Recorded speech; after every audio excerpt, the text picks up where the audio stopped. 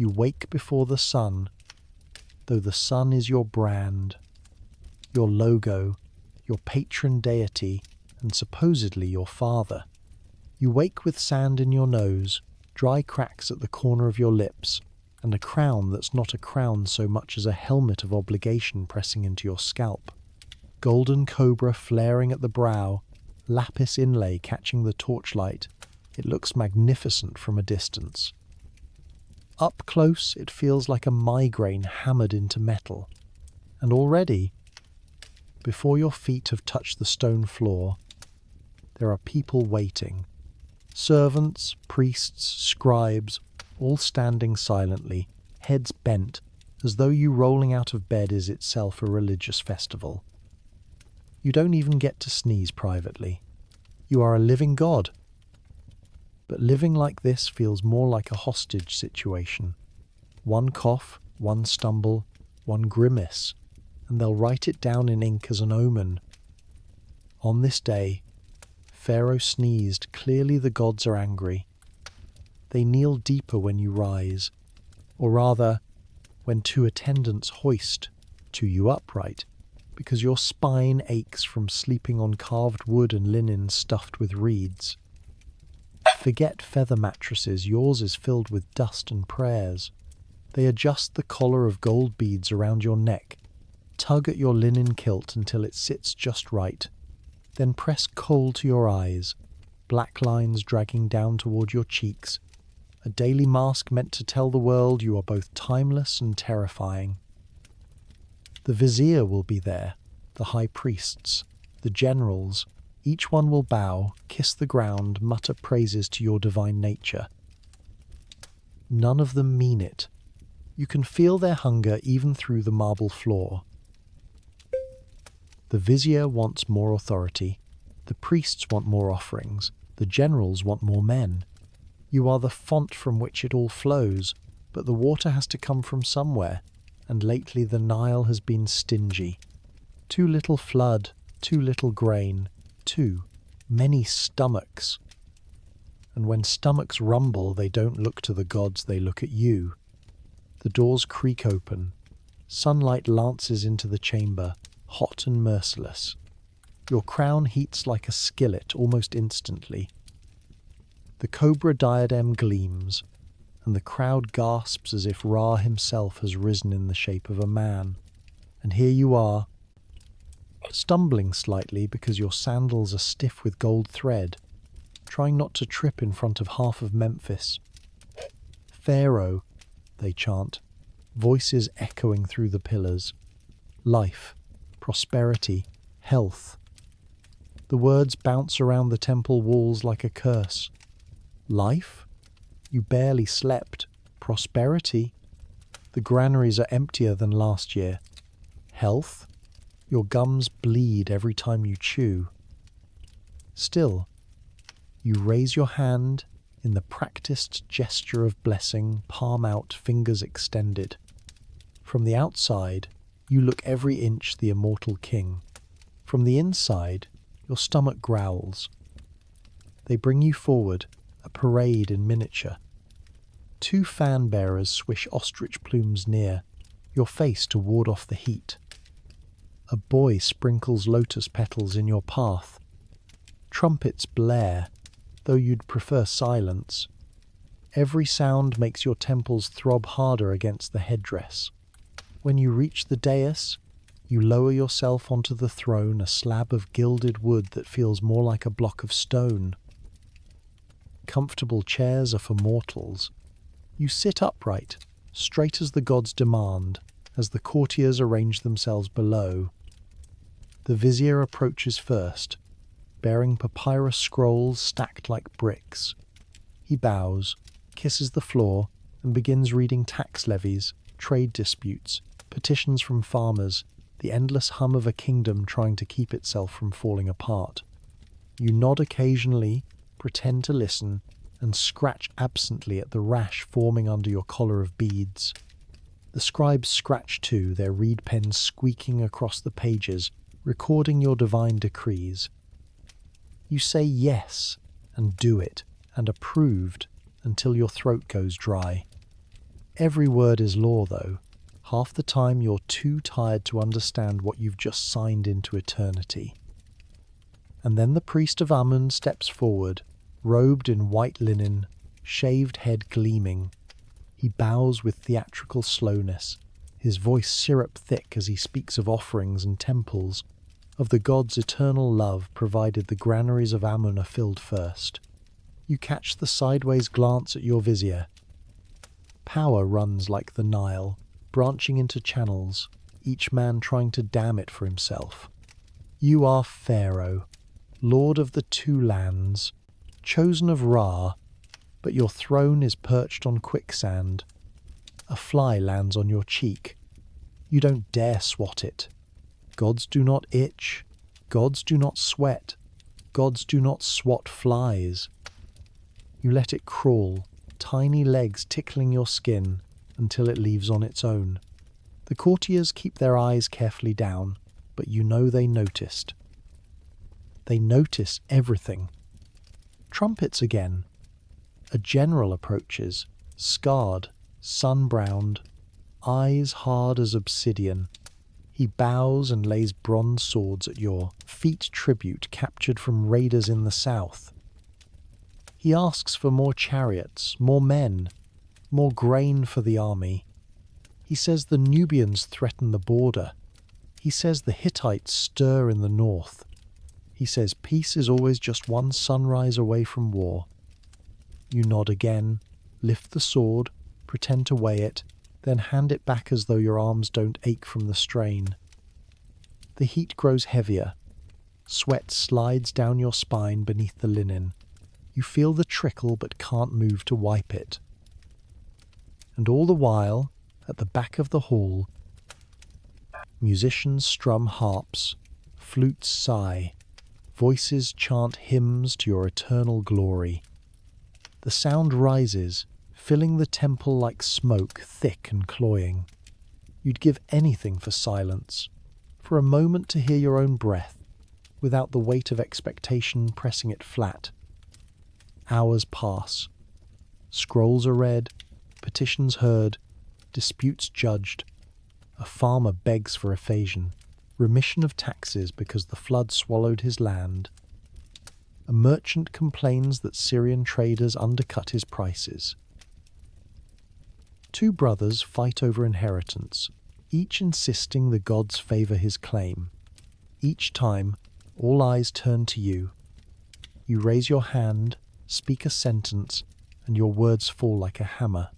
Justice, divine justice. Though inside you're thinking only of water, cool water, and how long until the day ends. Finally, the ritual of the sun. You rise from the throne, every muscle stiff, and walk to the temple doorway. Outside, the desert blazes white. Priests hand you sacred vessels, bread, beer, incense. You lift them skyward, arms trembling beneath the weight, and dedicate them to Ra, your heavenly father. The people bow, the priests sing, smoke curls into the air, and you pretend, for their sake, that you feel divine. You remember last night's meal? Bread gritty with sand, onions boiled until mush, wine sweet but sour at the edges. Your teeth ache from chewing, gums swollen and sore. Your body feels as mortal as any farmer's, but your face must remain the mask of eternity. As the sun reaches its zenith, you stand motionless on the steps, heat shimmering around you, crown burning against your skull. The people below chant your names, dozens of them, each a title longer than a poem.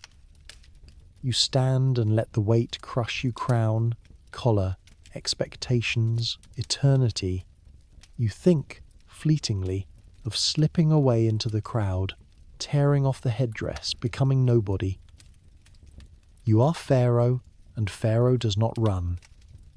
The vizier leans close, whispers of another audience, another ceremony, another meeting with priests. You nod, though your throat is raw. The golden cobra gleams, the drums pound, the court bows once more, and beneath the roar of hymns, beneath the scrape of sandals on stone, beneath the perfume of incense and the stink of sweat, one truth settles heavy as the crown, itself. Being a god on earth feels less like glory and more like a sentence. The desert wind sighs through the columns, and somewhere in its rasping voice you hear the truth the scribes will never write. It sucks to be Pharaoh. You don't get to be a child, not really. You're born into a cradle lined with gold leaf, rocked by hands too nervous to let you cry too long. Because when you cry, it isn't just a baby fussing, it's the divine falcon prince shrieking in displeasure.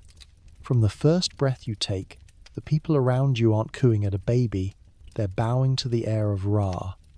The nursemaids speak in whispers, never raising their voices, never letting you forget that your every burp or sneeze is being tallied as an omen. You are royal, divine, sacred, and barely old enough to sit upright without help. Childhood, for you, means being groomed, not growing. The priests arrive before you can walk.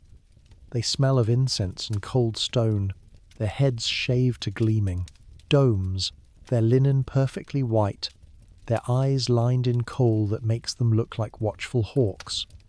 They mutter prayers over your cradle, trace hieroglyphs on your brow with oil, tell you solemnly, though you're still gnawing on a carved wooden hippo, that you must maintain ma'at. The order of the universe. As though you, drooling milk onto your chest, could tip the scales of eternity. But they mean it. Every word. The Nile rises or falls because of you. Stars blaze across the night sky because of you. And if the gods ever decide to frown, they'll frown through you too. By the time you can totter along on stubby legs, you're being drilled like a soldier. Tutors recite genealogies in sing-song voices, listing pharaohs long dead, each one supposedly your ancestor, your model, your warning. Which of them angered the gods? Which of them fell to rebellion? Which of them built monuments so massive they still cast shadows? Across the desert centuries later, your toys are miniature chariots, carved ivory ducks, little boxes of senate, the board game of eternity, but your handlers eye you even at play. Do you move your game pieces wisely? Do you understand strategy? Can you, at the age of 6, show the makings of a commander? When you laugh too loudly, a priest coughs softly, reminding you that gods are serene, not silly. Every moment is scripted. What you eat, when you sleep, how you hold your spoon. You are praised when you stand tall, scolded when you slouch. When you sneeze, the attendants rush to interpret it. Was it the breath of Ra passing through you? Was it a sign of plague to come? A boy of 7 cannot just sneeze. A boy of 7 carries omens in his mucus. So you learn to hold your sneezes, to hide your yawns, to discipline your body like a priest disciplines prayer. Your life is not your own. The lessons intensify as you age. Language, mathematics, the reading of hieroglyphs, though you are not expected to write. Writing is the work of scribes, not gods. Still, you must recognize the symbols of eternity, the spells carved into temple walls, the prayers that will one day guide you through the underworld. At the same time, you're trained in the arts of war. Tiny hands gripping a child's bow, a miniature chariot pulled in circles so you can learn balance and poise. Your father, if he is alive, watches with stern satisfaction, expecting to see Ra's fire in your eyes. If he is dead, the pressure is worse. All Egypt looks to you, a child, yes, but a child who is supposed to carry the weight of kingdoms. You grow up in rooms that echo with silence, broken only by the shuffle of sandals and the murmur of priests. When you're sick, they whisper charms instead of comfort. When you're lonely, they bring in playmates from noble families, but those playmates bow before they dare touch your hand. You learn early that everyone treats you like a god and no one treats you like a friend. Even your mother is half priestess in your presence. She kisses your brow and reminds you that your duty is to the gods first, to her second. You love her, of course, but even in love she holds you at a distance, as though she knows you already belong more to Egypt than to her. You can bow correctly to a god's statue. You can recite the prayers to each of the major deities. You can swing incense and pour libations without spilling a drop. At festivals, the crowds cheer for you, the little godling, walking in procession with your father or carried on a litter if you're too small. They toss petals and cry out for blessings. You smile because you're supposed to. The priests beam because you look divine. Inside, you're just dizzy from the heat and itchy from the gold collar digging into your skin. But the lesson is clear. Your body belongs to the stage. Your life belongs to ritual. And your soul belongs to the gods. And then comes the real terror. Prophecy. Priests take you aside, look deep into your eyes, declare that the gods have chosen you to live forever, to reign in glory, to defend Egypt from chaos. You're too young to understand the politics behind these declarations, but you feel the weight. If you stub your toe, does that mean you've failed? If you fall ill, is it because you've offended the heavens? You start to dream of serpents, of rivers running dry, of stars falling from the sky. The tutors call them omens. You're not allowed nightmares. You're only allowed visions. The older you grow, the less your body feels like your own. Your hair is shaved, your head oiled. Your face is painted for ceremonies. The crowns, even the lighter ones, pinch your temples until you feel faint. You're forced to run in laps during said festivals, your legs trembling under the watchful eyes of thousands, because even as a boy you must show you have the strength of a man. You cannot stumble, you cannot falter. The desert sun blazes down, your skin burns, your throat dries out, and you keep running. Because if you collapse, if you fail, they'll whisper. They'll wonder. They'll ask if the gods are displeased. Every priest, every general, every noble cousin carries their own expectation of you, and you learn early that to displease any of them is dangerous. Your smile must be perfect. Your words must be measured. Your gestures must be graceful. They don't just want you to be divine, they want you to be their divine, the version of God King that suits their needs. You learn to read their eyes, to hear what they don't say. Even at 13, you're a politician, a diplomat, a figurehead. Childhood has been buried under layers of gold, linen, and expectation. And yet, when the torches burn low and the attendants finally withdraw, you sometimes sneak to the palace roof.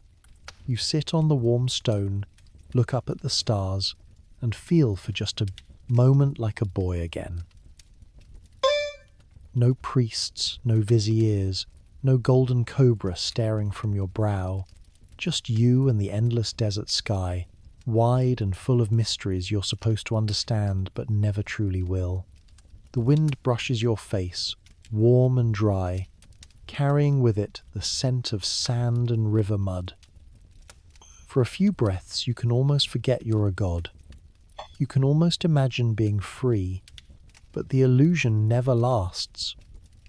Before long, a servant finds you, panicked, dragging you back inside. You are too precious, too sacred, too important to sit alone beneath the stars. Tomorrow there will be more tutors, more priests, more lessons in cosmic order. Tomorrow you will bow and chant and smile and wave. Tomorrow you will remember that you are not a child, you are Pharaoh in the making. Born sacred, raised terrified, destined to spend every breath proving to the world that you are more than human, even as every bone in your body insists that you are not. You grow up in a palace that echoes with wealth, but the wealth feels strangely claustrophobic when you realize your entire romantic future has already been written in stone tablets. For a boy raised to believe he is a living god, you might imagine the world of marriage would be a paradise of choices, a buffet of noble daughters from foreign courts, long lines of women vying for your favor. In truth, your options are more like a very small circle, and sometimes not even a circle, but a loop that doubles back on itself until it's practically a knot. Sister, half-sister, cousin. That's the marriage market for you, Pharaoh in training. When you're still young enough to giggle at beetles, the priests whisper about dynastic purity. They tell you that your blood is sacred, that the gods flow in your veins, that only someone with that same divine essence may sit beside you on the throne. They don't explain genetics, of course, but the results are clear enough in the court's whispers. Crooked spines, soft jaws, children who limp before they can walk. It's the price of divinity, apparently. To keep the line pure, you have to marry the people who already look just like you and who already call you brother at the dinner table. Family dinners are minefields. You sit beside your sister, who has been painted and perfumed since childhood, not just as a sibling, but as a future queen. Everyone knows it. The servants pour wine, your father clears his throat, and all eyes flicker between you and her, watching for signs of a budding union. She smiles at you, a smile half innocent and half political strategy, and you shift uncomfortably, fiddling with your bread.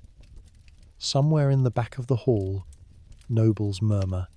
Court gossip paints every glance you exchange with eyeliner, turning small gestures into theatre. When your sister passes you a fig, it's suddenly a declaration of future marriage in the eyes of half the palace.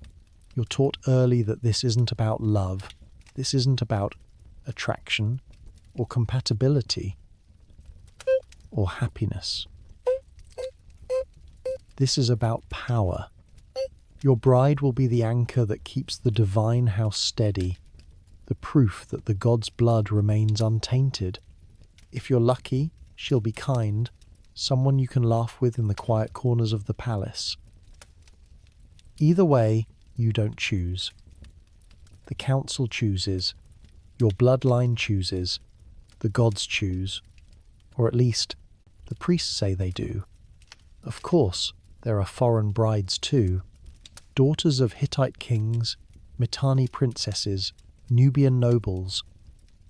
They're sent across deserts with trunks of gold and jewelry, paraded into your court with fanfare. They smell of unfamiliar spices, speak in accents thick as honey. They are valuable for treaties, for alliances, for showing the world that Egypt can collect daughters of kings like amulets, but they'll never be great royal wife. They'll never wear the vulture crown. At best, they're secondary wives, important enough to keep the peace, but not important enough to sit beside you when you stand before the gods. The true queen must come from your own family tree, the tree that curls back on itself like a serpent eating its tail. Servants whisper in corners, scribes scratch notes in the margins of papyri, dancers joke with eyeliner-smeared smiles about how His Majesty prefers to keep it all in the family. You're aware of the rumours, the mutterings about your father's choices, your grandfather's unions, your great-grandfather's tangled line of queens and half-queens. Everyone knows it. Everyone tolerates it. Because divinity has to be preserved, even if it means ignoring the obvious. As you age, the expectations grow sharper. At banquets, nobles bring their daughters to dance, but the stares still circle back to your sister. Every priest's prayer ends with a glance at her seat beside you. The painters already sketch murals of you two standing together, hand in hand, as though the marriage has already taken place. You're trapped in a play where the ending is written before the first act has even begun. It does things to your mind. You start to question affection, start to wonder if a smile means love or strategy, if a soft word is comfort or calculation. You learn to mask your thoughts even in private, because in Egypt, even the walls seem to listen. Your cousins eye you as well. Young women raised with the same divine rhetoric, knowing that a marriage to you means a crown. They laugh too loudly at your jokes, lean too close during ceremonies, their bracelets clinking like declarations. And you smile back, because what else can you do? Every gesture is a test. Every glance a rumour. Meanwhile, the physicians watch the children of the royal nursery with clinical detachment. They know what happens when the line knots too tightly. Club feet, crooked spines, infants who don't survive the first flood. They pray louder, burn more incense, pretend the gods alone decide such matters. But in the shadows, they whisper about bloodlines and curses, about the costs of keeping divinity trapped in a gilded cage. You overhear them once, as a boy, and the words lodge in your mind like sand in a sandal. But none of this matters when you sit on the dais. The people below don't care who you marry. As long as you keep the floods coming, the grain growing, the sun rising, the priests care, the court cares. They want to see a sister at your side, a cousin bearing heirs, the cycle continuing just as it always has. They want the illusion of divinity, the stage play of eternity. Love, choice, freedom. Those are luxuries for farmers and fishermen, not for the son of Ra. So you smile across the table at your sister, at your cousin, at whichever relative has been painted and perfumed for the role. You lift your wine cup, you nod at the priests, you let the gossip coil around you like smoke, and in the privacy of your thoughts, you imagine another life. A life where you could walk into a market, meet someone whose eyes catch yours not because of politics, but because of something simpler, something real. You imagine laughter not weighed down with consequence, touches not burdened with divinity, because your family tree is less a tree than a ring, looping in on itself, binding you tighter with every generation. And as the banquet ends, as the musicians pack away their harps, as the priests chant their closing prayers, you feel the weight of it pressing down. The line must be preserved. The gods must be pleased. The circle must be closed. You are Pharaoh, and Pharaoh does not choose love. Pharaoh chooses blood. Or rather, Pharaoh has blood chosen for him. The vizier arrives before you finish breaking your bled, fast. Which is to say, before you've managed more than a bite of bread that tastes faintly of sand and a sip of beer, watered down until it's more ritual than refreshment. He bows, not too deeply, because men who truly control kingdoms rarely bend more than ceremony requires. Behind him comes the river of scribes, reed pens tucked behind their ears, papyrus rolls under their arms, each one heavy as a granite block in your imagination. They march like ants carrying the harvest, except what they carry isn't food, it's numbers, taxes, disputes, requests, laws. Each scroll a sliver of Egypt's body, brought here for you to bless or doom with a flick of your wrist. The vizier clears his throat, his smile polished like alabaster. And you know the day's performance has begun. Great One, Lord of the two lands, life, prosperity, health, he intones, his voice smooth as Nile silt. Matters of state await your divine attention.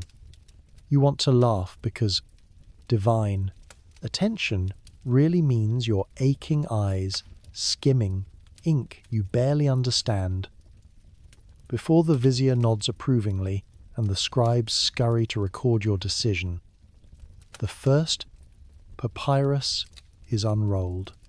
It's as long as your arm and twice as boring, a flood of symbols detailing grain levies from villages you've never seen, names of farmers you'll never meet, the tally of sacks to be delivered to temples you'll never visit.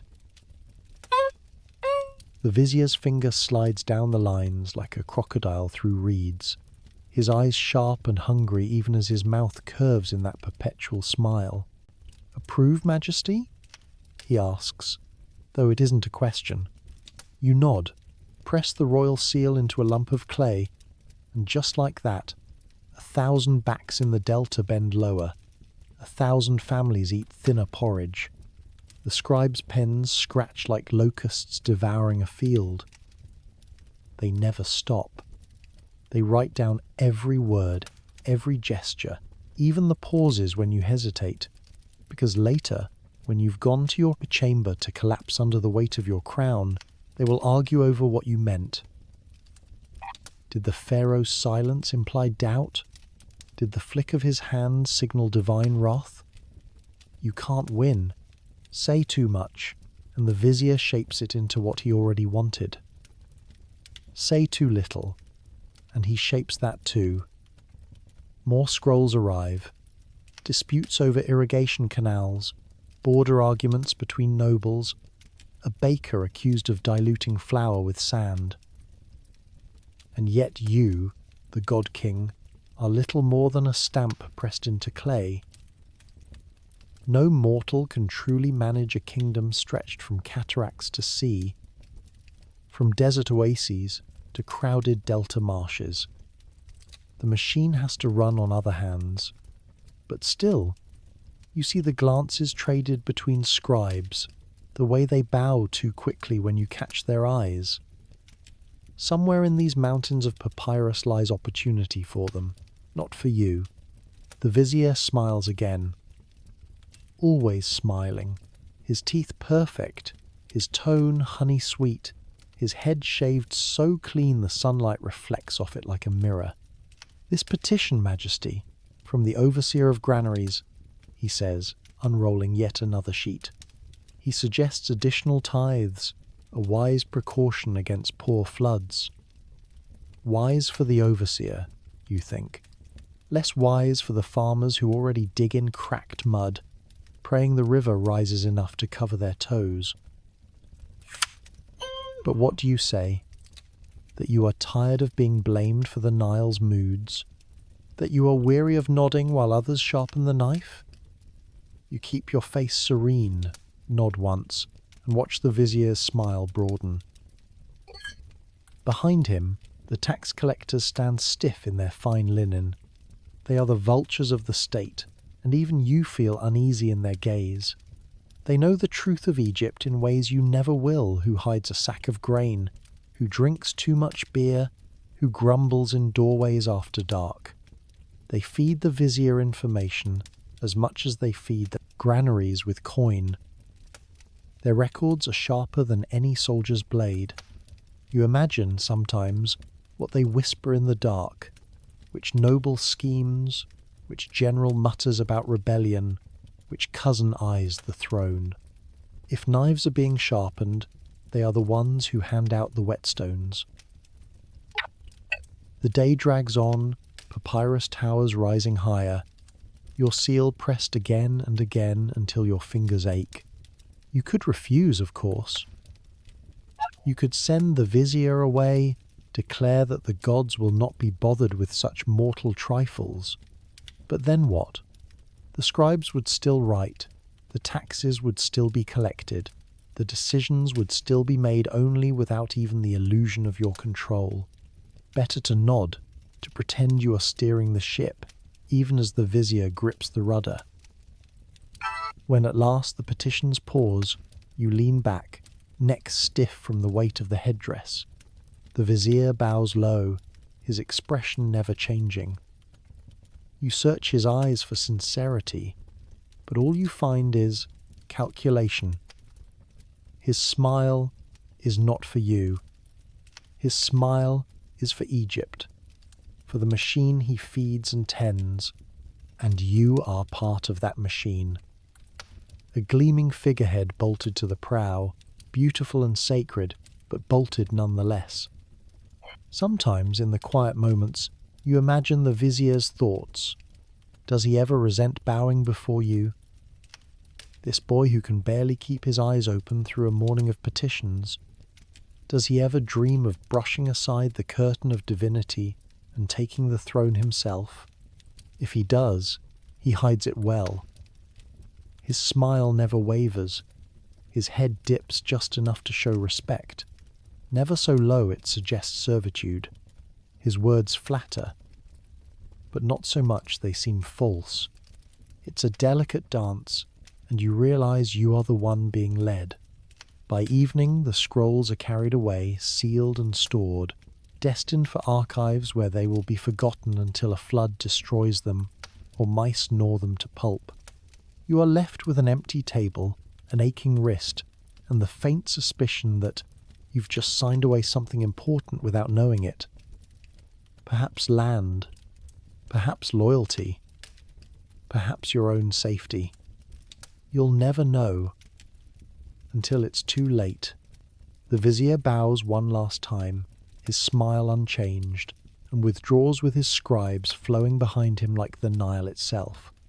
The chamber falls quiet, save for the buzzing of flies and the distant shuffle of servants preparing your evening meal. You rub your temples, crown pressing against sore skin, and whisper a prayer, not to the gods, but to yourself, that the machine keeps running, that the vizier's smile hides no blade, that when tomorrow's papyrus towers arrive, you will have the strength to keep nodding. Because Pharaoh does not read, Pharaoh signs, and Pharaoh hopes the knives stay sheathed. The incense smoke clings to your skin, sticky and sweet, as though the gods themselves are trying to crawl inside you. You stand in the sanctuary of a temple, golden beams slanting down from high windows, and you are supposed to feel at home here. This is your house, or so the priests say. The gods are your family, your kin, your equals.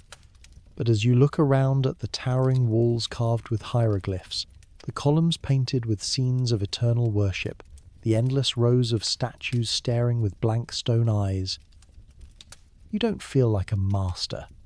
You feel like a tenant who can be evicted at any moment. Because temples in Egypt are not just places of prayer. They are everything. They are banks where grain and gold are stored in cool shadow, counted and locked away by priests with careful hands. They are landlords with farms stretching further than you can see, with peasants bending under the sun to harvest crops they'll never taste. They are schools where scribes learn to write, where knowledge is passed like inheritance from one shaved head to another. If the high priests decide you are favoured, your name becomes thunder, your face carved into eternity. If they decide otherwise, you vanish from the record, erased as though you never lived. You are Pharaoh, son of Ra, chosen of Horus, and yet, when you step into the temple of Amun, you feel like a petitioner. The high priest greets you with a bow so deep it is almost mockery. He holds the keys to vaults that could feed or starve thousands.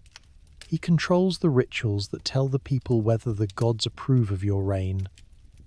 He owns the very ink and papyrus that write the story of Egypt. You stand before him in gold and linen, but he knows you need him more than he needs you. They call you divine, but the high priest can unmake that divinity with a single whispered sermon.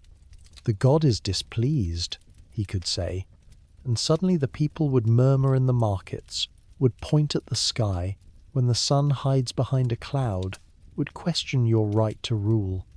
The gods belong to you on paper, but in practice, they belong to the men who feed them incense, dress their statues in jewels, and speak with their voices. And what voices they are! Every festival is a stage play where you are not the star but the prop. Priests carry statues of gods on litters, chanting hymns that have echoed for centuries, and you walk behind them, crown heavy, smile frozen, the supposed living embodiment of divinity. But the crowd isn't looking at you. They're looking at the gilded bark swaying on priests' shoulders, at the hidden idol inside, at the divine face no one is allowed to see but everyone believes watches them. You wave and they cheer, but you know they are really cheering for the God behind you, the God whose priests can write your reign into glory or disgrace. The wealth of these temples rivals your own. You are Pharaoh, but try seizing temple land, and you'll find your soldiers uneager, your officials hesitant, your people whispering that you are stealing from the gods. Even the thought makes your pulse quicken. Temples do not pay taxes to the crown. Why should they? They are the gods' estates, eternal and untouchable. If the treasury runs dry, you cannot simply take their grain or gold without risking cosmic outrage. And yet the priests can demand tribute from you. A gift to a moon, they'll say, for blessings on your reign. Fuse, and the blessings curdle into portents. The high priest of a moon is your shadow twin. You rule in the palace, he rules in the temple. You sit on a golden throne, he on a carved stone chair that might as well be a second throne. Your orders are law, his rituals are law. You raise taxes, he raises omens. And the people, pragmatic as ever, hedge their bets by bowing to both. You are living God, yes, but he is the man who whispers what the gods want. Sometimes you lie awake at night and wonder who really rules Egypt. Is it you, gilded and painted, paraded through the streets on festival days? Or is it the man in linen robes who walks barefoot through sanctuaries, holding the secrets of the gods like knives in his hands? You sign papyrus after papyrus, but the temples hold the grain that keeps your subjects alive. The priests choose which myths to tell, which inscriptions to carve, which prayers to sing. You are Pharaoh, but your legend depends on their pens, their chisels, their voices. You remember the cautionary tales whispered at court. Kings who displeased the gods, or at least the priests, vanished from history, their cartouches chiselled out, their faces scratched from walls, their names forbidden from the prayers of the living. To be forgotten in Egypt is worse than death. Death takes the body. Forgetting takes the soul. And that power belongs not to you, but to the temples. The temples are louder than your palace. They hum with chanting, with the shuffle of sandaled feet, with the clang of ritual instruments. Even at night, when the palace falls silent except for guards' footsteps and the hiss of oil lamps, the temples keep their rhythm. Somewhere, always, priests are chanting hymns, turning pages of papyrus, burning incense to gods you are supposed to embody but never truly command. You could burn down your palace tomorrow, and Egypt would stumble but survive. Burn the temples, and the kingdom collapses into dust. And yet, outwardly, you must play the role of master.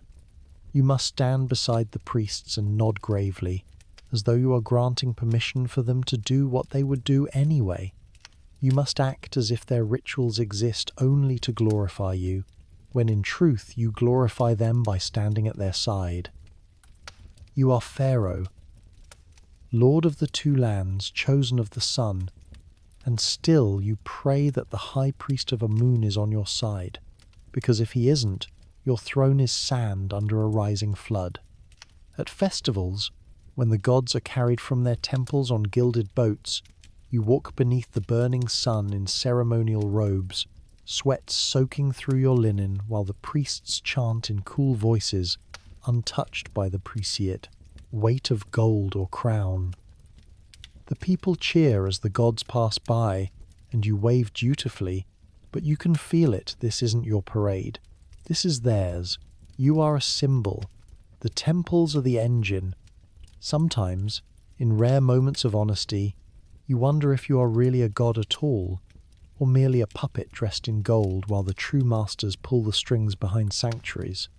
They call you divine, but divinity feels hollow when you cannot move without the priests nodding their approval, when every story written about you depends on whether they dip their reeds into ink in praise or condemnation.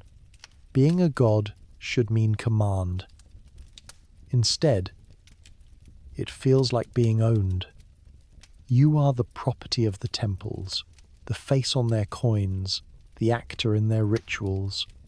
They polish you like a statue, parade you like a relic, and remind you constantly that your throne is only as solid as their hymns. You clasp his hand, though it feels like gripping chains. You stand in sanctuaries heavy with incense and pretend to be at ease, though the truth sits heavier than the crown on your head. The gods you are supposed to be have already been claimed, and their priests own you as surely as they own the land, the grain, and the voices of the people. You hear the river long before you see it, that low, endless sigh as it slides through the heart of Egypt, carrying silt and life in its wide brown arms. To anyone else, the Nile is a gift, a yearly miracle, the difference between eating and starving. To you, it's a judgment. Each flood is a verdict passed down on your reign. Each rise and fall another line scratched into the cosmic report card of your life. The priests described it as Hapi, the god of fertility, swelling with devotion for Egypt, blessing the fields with mud rich enough to grow grain for millions. Your tutors spoke of Ma'at, balance, itself embodied in the steady rhythm of flood, sowing and harvest. They said this cycle would sustain your people as long as you sustained the gods. And then, with eyes heavy with warning, they reminded you that if the Nile failed, it would mean you had failed. Not the clouds, not the rains in distant Ethiopia, not the stubborn mechanics of weather no one could control you. Pharaoh, divine son of Ra, the man with all the power and none of the say.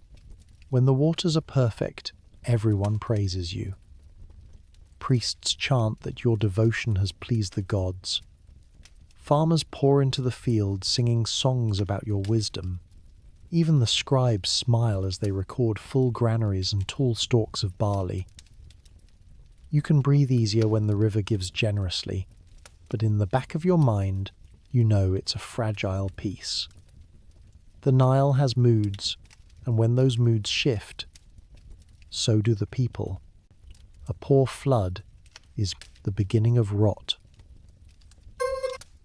At first, it just means fewer fish in the nets, narrower patches of green along the banks. Then the cracks spread fields that should be black and fertile crumble into dust. Farmers mutter as they dig irrigation channels into soil that refuses to soften. Cattle grow thin as pasture shrivels. You can see it from your palace balcony. The line between life and death creeping closer to the water's edge. Each day it retreats a little more, and with it goes the people's patience. They come to the temples first. They ask the priests why Happy has turned away. The priests, ever cautious, tell them the gods must be appeased with more offerings, more incense, more grain, more livestock. And who must authorize those offerings? You. The priests point their coal-lined eyes in your direction, and the people follow. Soon, whispers spread through the markets. Pharaoh has angered the gods. Pharaoh has not prayed enough. Pharaoh is neglecting the rituals. You could spend every waking hour on your knees, nose in incense smoke until your lungs collapse, and it wouldn't matter. The river does what it wants, and you are chained to its whims. When the flood is too much, it's no better. The river swells like an angry serpent, swallowing villages, pulling huts into its churning depths, drowning livestock and children alike. The water surges into fields with such force that the carefully dug irrigation ditches burst, leaving behind chaos instead of order. And again, the blame finds you. Pharaoh has angered the gods. Pharaoh has not maintained Ma'at. Pharaoh has failed. It is never the river's fault. It is never the sky's. The people cannot rage at weather, so they rage at you. You see it carved into stelae. You see it painted on walls. Priests record in careful hieroglyphs that, in the 5th year of your reign, the Nile was low, a sign of divine displeasure. They do not mention the winds across the Red Sea or the droughts in far-off lands. They mention you. Your name is etched beside the failure, so that centuries later, when a traveller runs his hand across a faded inscription, he will think of your reign as the one where the river faltered. You can feel yourself being blamed into eternity. The famine creeps in slow, but its teeth are sharp. You see peasants scraping at mud for scraps of barley that never ripened.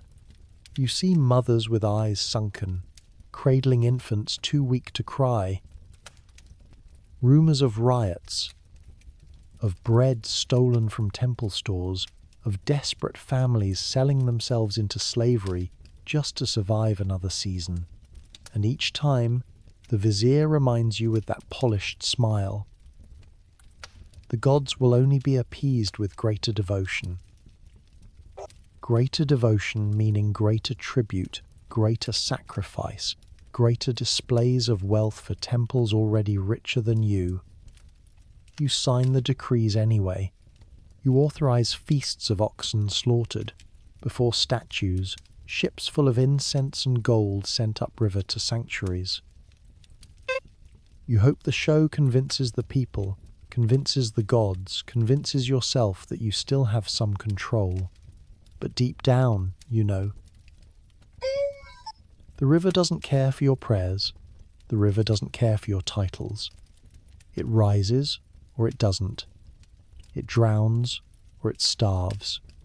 And you are left to carry the blame either way. The irony gnaws at you. You are Pharaoh, supposed master of 2 lands, God in flesh. Yet you are less free than the poorest fisherman casting his net into the current. He curses the river when it runs low, but no one writes his name into stone as the reason. He drowns when the water is high, but no one carves his failure into eternity. You, on the other hand, will be remembered not for your victories in war or your monuments of stone, but for the moods of a river 1,000 miles away. On the worst nights, when the palace is quiet and the lamps flicker low, to your chambers, black water lapping at the edges of your bed, you thrash against it. But the current drags you down, and in the rushing roar you hear the voices of your people calling your name, cursing it, chiseling it into tablets of blame. You wake drenched in sweat, the sound of the river still in your ears, and you know that tomorrow you'll stand before the priests again, bow your head again, pray again, as though you had the power to command the flood. The truth is brutal in its simplicity. When the Nile gives, they thank the gods. When the Nile withholds, they blame you. A divine king, but a scapegoat too.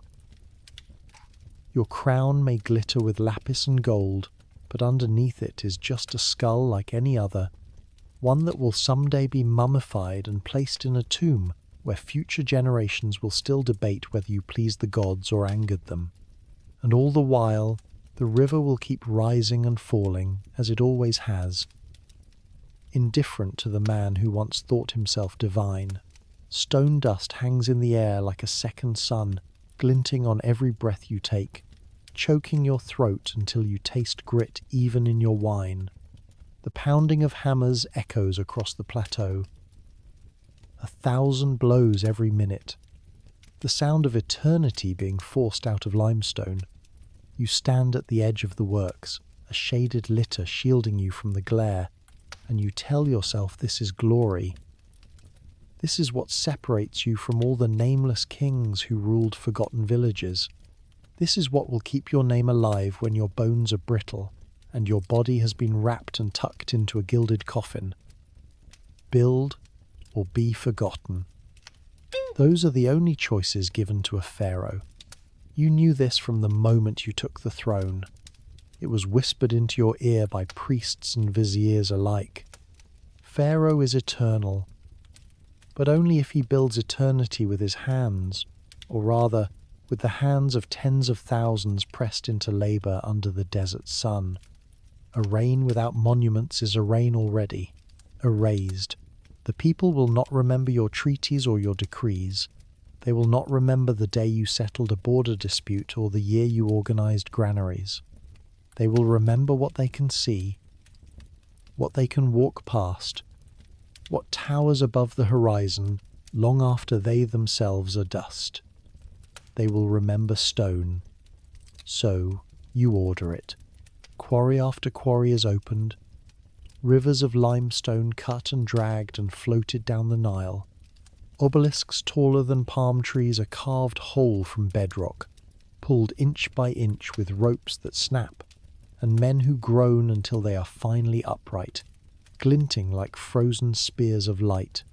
Temples bloom like stone forests, each column painted with the story of your victories, your prayers, your imagined face larger than life. And pyramids, always pyramids, those impossible mountains of geometry rising from the sand, staircases for your soul to climb toward eternity. But the truth, the one you never admit aloud, is that you're building against the clock. The tomb must be ready before you are gone, or your soul will wander, restless, without a house in the afterlife. Deadlines are carved into your heart sharper than any hieroglyph. Each year that passes tightens the cord around your chest. The builders hurry, the overseers lash, the vizier tallies stone by the ton, and still you lie awake at night counting the years, wondering if the walls of your eternal house will close around you before your lungs stop. Tombs half finished, chambers abandoned, corridors collapsed because the king died before the masons did their work.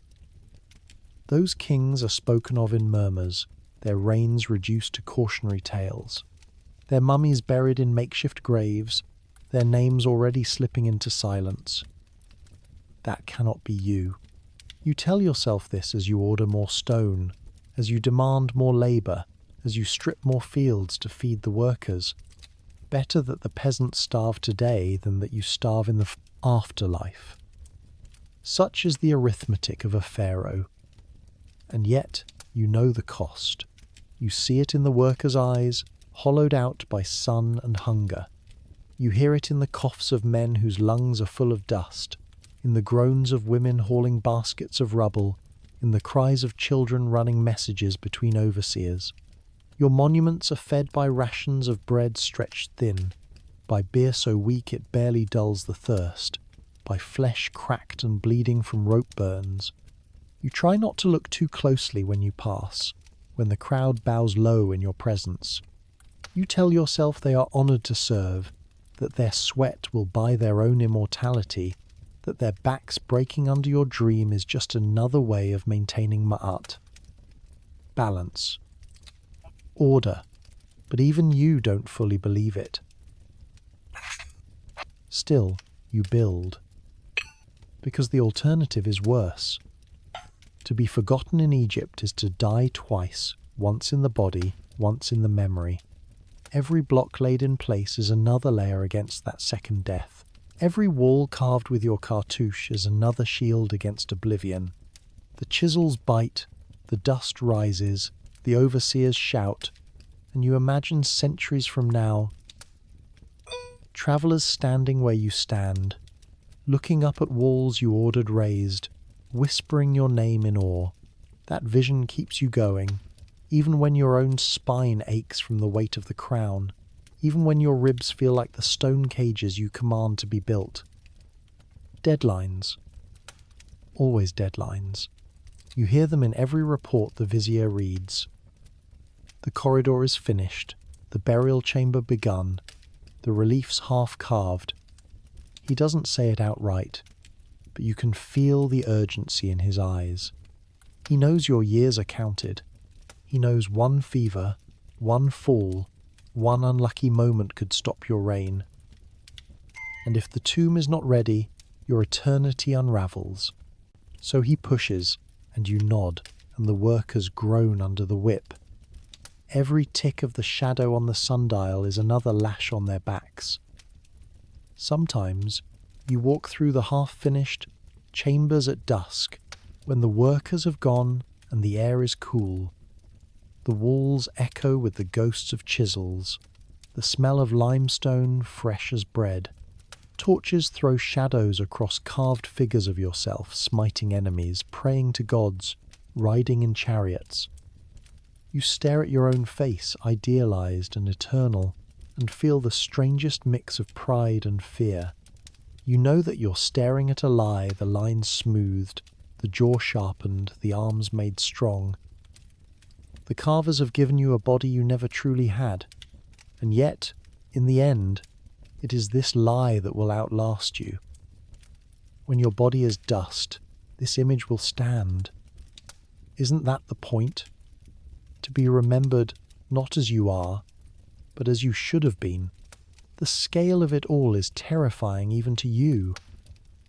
Obelisks rise like frozen rays of the sun, dragged by entire villages working in shifts until their hands are raw. Each one takes years to raise, and yet you order them as though they were trinkets. Temples swallow entire fortunes. Gold beaten, akin to leaf so thin it floats on the air. Cedar shipped from lands so far the trees are myths to your people. And the pyramid, your pyramid, grows every season, each layer demanding more stone, more men, more lives.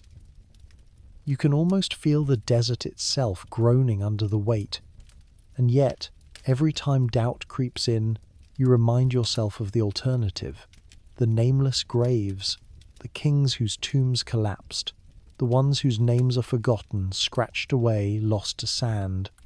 They are nothing now. No more divine than the shepherd who tends goats in silence. That cannot be you. You tell yourself this until your voice is hoarse, until your dreams are nothing but visions of stone blocks sliding into place. That is the law of Egypt, harsher than any decree you could sign. In the end, it is fear as much as glory that drives you. Fear of silence, fear of a soul adrift, fear of being erased from the story your priests are so eager to control. So you keep building, keep burning through limestone and copper chisels, keep driving men and women until their bones ache like your own. You build because you must. You build because you are Pharaoh. You build because eternity has a deadline, and it's closing faster with every beat of your weary heart. The drums start before dawn, low and insistent. A heartbeat rolling across the palace walls, summoning you out of bed before your joints are ready. The said festival waits for no one, not even the living God who supposedly commands time itself. Servants rush to dress you, layer after layer of linen, wrapping your body until you feel less like a man and more like a bundle of cloth held together by gold pins. They cinch the heavy kilt at your waist, smooth the pleats with anxious fingers, then set the crown on your head with a reverence that borders on terror. The crown is light compared to the weight you really feel, the weight of expectation, of centuries of kings who managed to run the ritual laps and prove themselves divine enough to keep ruling. Fail, and the gods themselves are said to withdraw their favour. Fail, and the whispers begin. The courtyards are already filling when you step outside. Nobles stand in rows, jewels glinting in the morning light, priests humming hymns so old the words are barely understood. Common people press close to the edges, craning for a glimpse of the spectacle.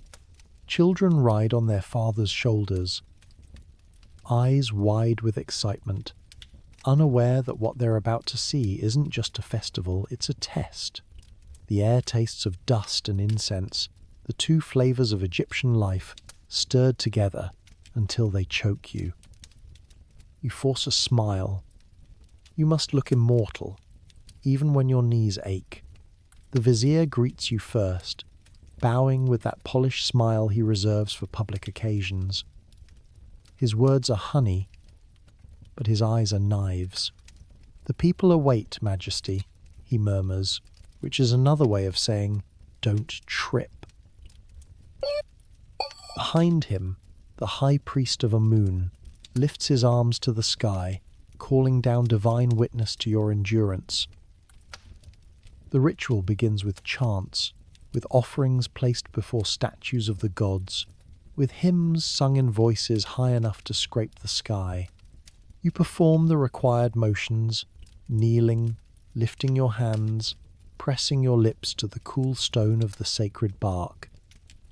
But everyone knows this is just the opening act. The real performance is the run. The said festival is about proving you still have the strength to embody Horus on earth, to sprint the path of power, to lap the courtyard and return not breathless but radiant, proof that the sun still burns inside you. The herald calls for silence. The drums fall quiet. You step to the starting line, a strip of sand smoothed by servants, waiting for your bare feet. The crowd leans forward as one. You feel their eyes, their hopes, their doubts pressing against your skin. Your heart pounds harder than the drums ever did. You glance at the path ahead, a circuit around the courtyard lined with banners, guarded by soldiers, hemmed in by staring faces. It doesn't look far. It never looks far. But the kilt at your waist feels heavier than stone. The crown digs into your brow, and already your breath comes short beneath the weight of ritual. The horn sounds. You run. The first steps are easy enough. The ground is hard-packed, smooth from countless feet before yours. You move with the grace drilled into you by years of ceremony, each stride measured, each arm swing deliberate. The crowd erupts in cheers. They chant your throne name, long and elaborate, a string of syllables that rides the air like a tide. You push forward, buoyed for a moment by their voices, by the illusion that maybe you are divine after all. But then, the linen begins to cling. Sweat trickles down your back, plastering the fabric against your skin. The kilt tugs at your thighs, restricting your stride. Your crown feels less like a symbol of power and more like a weight designed to drag you into the sand. Each breath rasps in your throat, your chest tightens, and you remember with a lurch of dread that you must do not one lap, but several. You focus on the banners snapping in the wind, on the rhythm of your steps, on the way the crowd chants louder whenever you pass. You force your face into serenity, though every muscle screams. You are Pharaoh. Pharaoh does not sweat. Pharaoh does not stagger. Pharaoh does not reveal the grinding truth that age has gnawed at your knees, that nights filled with feasts and wine have softened your belly, that years of sitting on a throne have stolen the strength from your legs. Pharaoh must look like eternity, even as eternity feels far away. At the end of the first lap, priests raise their arms and cry out blessings. You are supposed to feel renewed, filled with divine energy. Instead, your lungs feel like fire. You barely hear the words over the roar of your own pulse. You grit your teeth and push on. By the second lap, the whispers begin. Not loud enough to reach your ears directly, but you can see them ripple through the crowd. People note the heaviness of your step, the sheen of sweat on your brow, the tightness of your jaw. The high priest of Amun watches with narrowed eyes, his lips moving in a prayer you suspect is less for your success and more for your exposure. If you falter, if you stumble, he will not need to raise a finger. The people will decide you are no longer chosen, and the gods will conveniently agree. You round the corner again. The kilt chafes, your thighs burn. The sunlight seems brighter, hotter, crueler than before. You force yourself to keep the same pace, to lift your knees high, to look regal even as your body threatens betrayal. Every step feels like an argument with gravity. Every stride is a plea to the gods to spare you humiliation. You wonder, briefly, if anyone would dare catch you if you collapsed, or would they simply let you fall, the dust swallowing your divinity? By the third lap, your body is no longer yours. It belongs to momentum, to ritual, to the sheer stubborn terror of being seen as weak. Your vision blurs. The cheers of the crowd blur into a single roar, like the floodwaters of the Nile, crashing and relentless. You think of all the kings before you who ran these same laps, who sweated and gasped and pretended to be divine until they no longer could. You think of the monuments you've built, the temples you've fed, the armies you've led, and how none of it will matter if you stumble here. In Egypt, memory is stone, but stone crumbles without the breath of the people to keep it alive. If you fail this test, their breath will turn against you. Somehow, you finish. You stagger across the line where priests hold out jars of cool water, where musicians strike up triumphant notes, where the vizier smiles with practiced ease as though he never doubted you. You raise your arms, forcing your chest to rise, your face to shine, pretending the exhaustion is ecstasy. The crowd erupts. They cheer as though you have conquered death itself. And in a way, you have at least for another year, another season, another whisper. But inside, you know the truth. You are not immortal. You are not divine muscle wrapped in linen. You are flesh and bone do not last. One day the run will break you, and when it does, the people will not remember the laps you completed, only the one where you fell. For now, though, the illusion holds. You have sprinted till you are divine, and the gods by which you mean the crowd, the priests, the scribes are satisfied. You sip the water, lukewarm but welcome, and let it wash some of the dust from your mouth. The vizier leans close, whispering praise that feels more like warning. Majesty runs as Horus himself, he says smoothly. May it always be so. You nod, pretending not to hear the shadow beneath the words. May it always be so, because the day it isn't will be the day your reign cracks like sun-baked mud. The drums resume, the festival continues, feasts and dances and songs filling the night. But you will remember the run most of all. You will remember how close you came to stumbling, how heavy the kilt felt, how sharp the whispers cut, and you will know, deep in your bones, that your divinity is only as strong as your legs on a hot morning in the courtyard.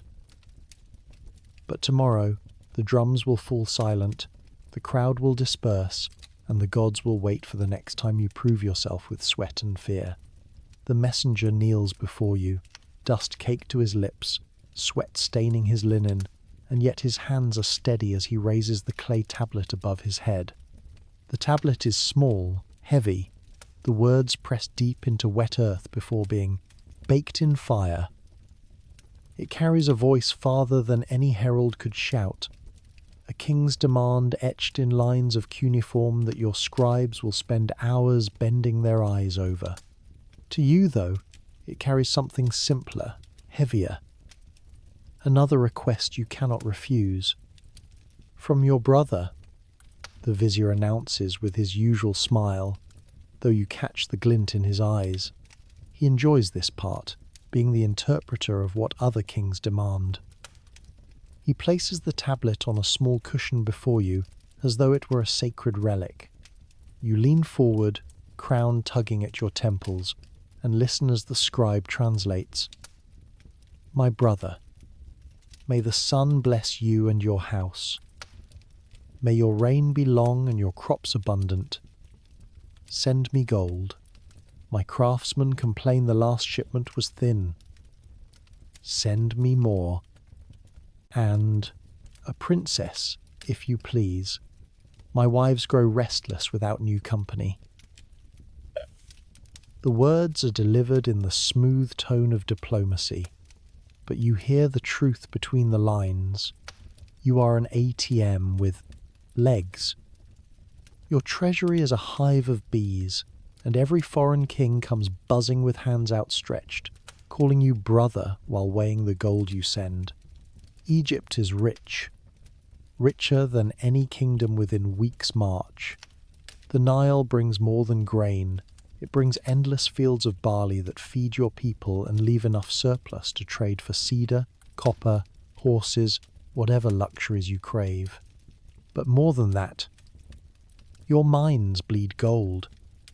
Nubian hills yield nuggets like gifts from the gods, veins of ore that seem infinite when you are young and blind to time. Every king in the Near East knows it. They write their clay letters with elaborate blessings, but what they really mean is always the same. Send gold, brother. Send more gold. You cannot ignore them. To refuse is to invite insult. And insult breeds war. Better to pay with glittering slabs than with blood.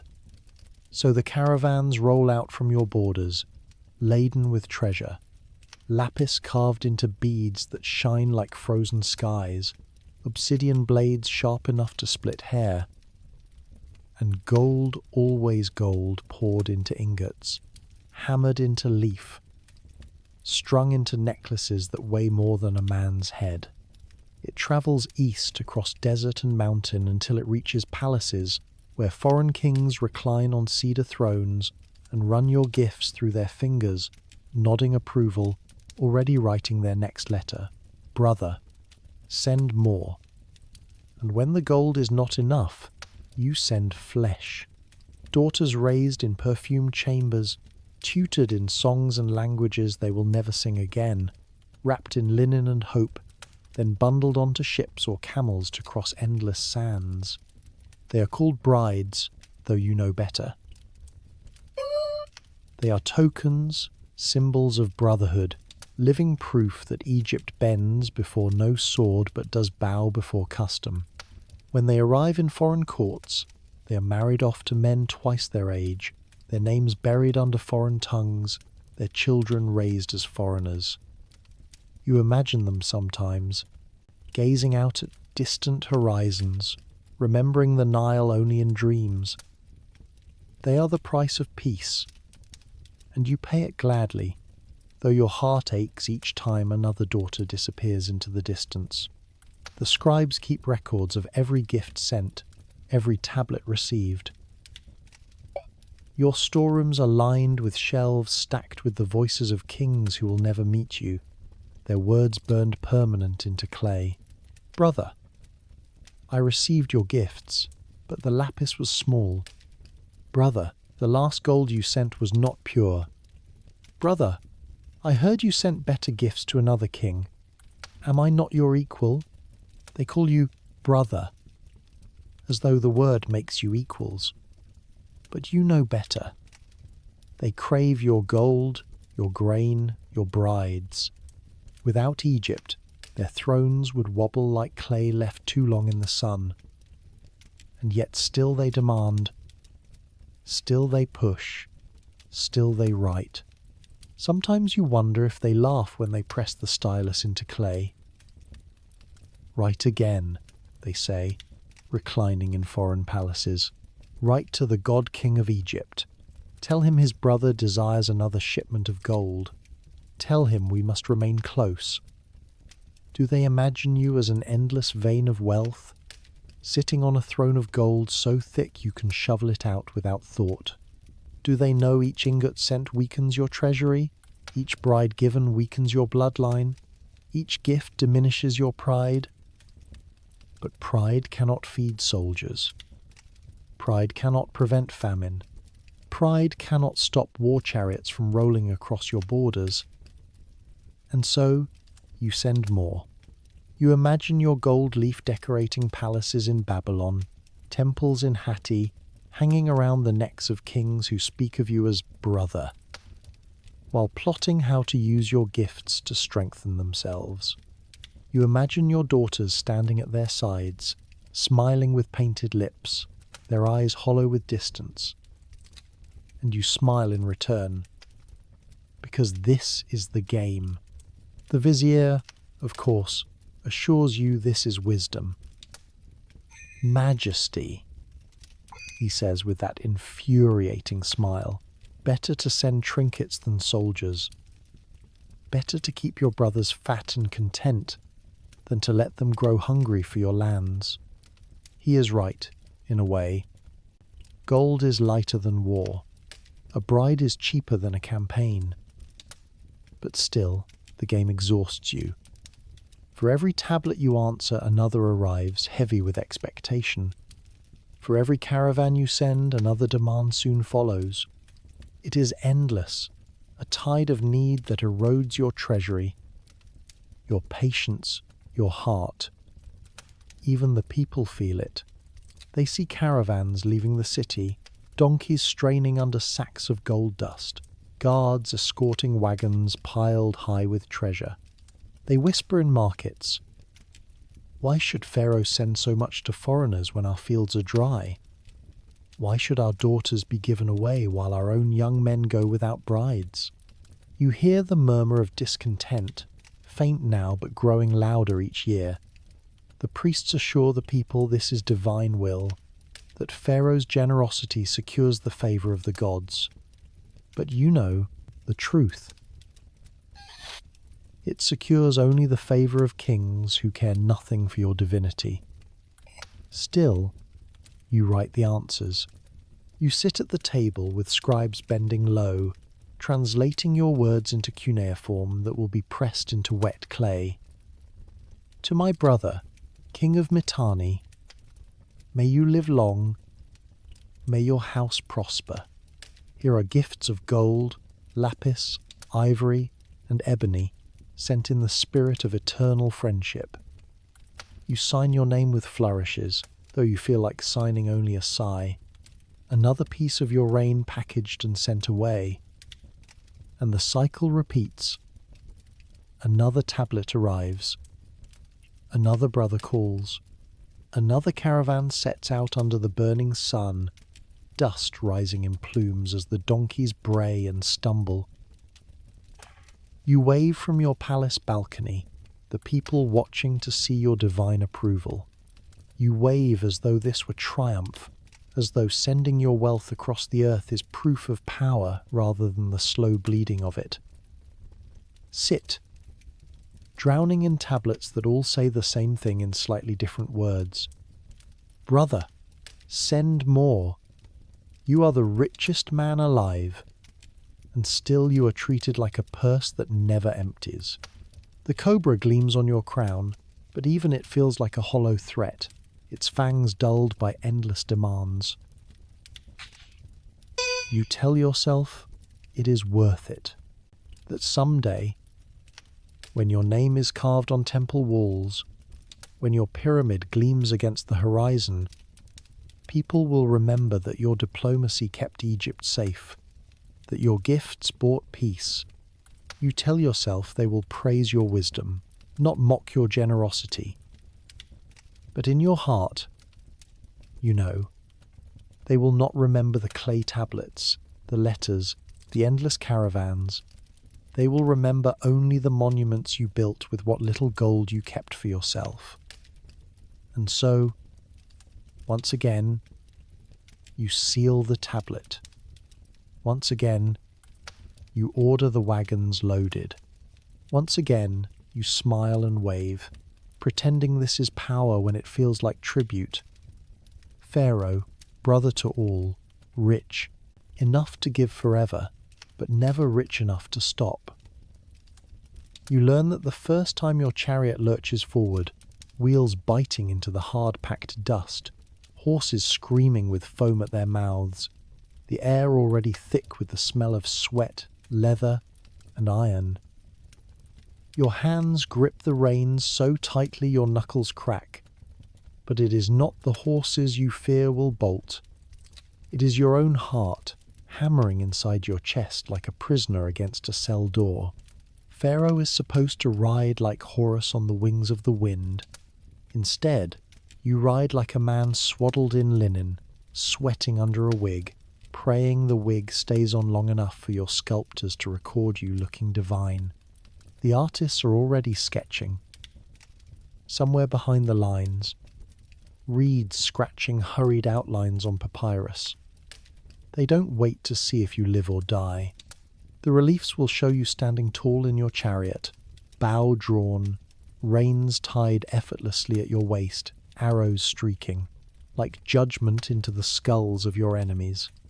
They will show you larger than life, horses galloping like storm gods beneath you, enemies crumpling in heaps, their tongues lolling, their hands raised in pitiful surrender. The truth that your wig slides sideways as the sweat soaks it, that your linen tunic clings damp to your back, that the bowstring nearly slices your forearm when you loose. None of that will ever be carved in stone. No one chisels terror. No one immortalizes the stink of your own fear. Kadesh taught you that lesson. The battlefield that looked like open ground turned out to be a trap sprung by men who studied your movements better than your generals did. You remember the moment you realized it. Chariots erupting from the tree line, wheels slicing sand, enemy horses screaming as they bore down on your flanks. For a heartbeat you froze. Pharaoh does not freeze, you told yourself. Pharaoh is divine. Pharaoh is unflinching. And yet your stomach dropped like stone into the Nile. If not for the gods or the luck of chaos, you would have died right there. A god on paper, a corpse in practice. War is supposed to be a place where kings prove themselves, where the crown is sharpened by the whetstone of combat. In truth, war is chaos wrapped in dust, where even Pharaoh is just another target for a spear. You stand taller than your soldiers, you ride at the front to prove your courage, but every archer on the opposite line knows exactly who you are. They see the gilded chariot, the lion-headed banners, the wig shimmering with perfumed oil. They aim for you first. If they hit, history ends in a splash of red on sand. The wig makes it worse. You sweat rivers under its layers of horsehair and beads, a ceremonial crown designed for temple appearances, not desert heat. It clings to your scalp, heavy, sliding whenever you lean too far forward, and yet you cannot remove it. The people expect Pharaoh to look divine even when arrows hiss past his ears. A bare head would be shameful. better to drown in your own sweat than let anyone see you as merely human. You fight for your life with one hand while the other constantly adjusts the crown so your sculptors will never know it almost fell into the dirt. Your generals shout orders, their voices cracking against the roar of hooves. The chariots wheel and dart like insects, colliding in bursts of splintered wood and screams. You loose arrow after arrow, each shot jerking your arm, each release echoing in your bones. Your horses surge forward, nostrils flaring, dragging you into clouds of dust so thick you can't tell friend from foe. In the haze, you see only shapes, men tumbling, shields clashing, bodies writhing. For a moment, you forget the script. You forget that this is supposed to be victory. You remember only survival. Then, when the sun is at its cruelest and your mouth is dry as stone, you hear the cries from behind. Reinforcements, soldiers pouring into the fray, turning panic into momentum. The enemy falters. The trap loosens. For the first time all day, you breathe. You lift your bow again. This time with less fear, more fury. The artists will later show this as triumph.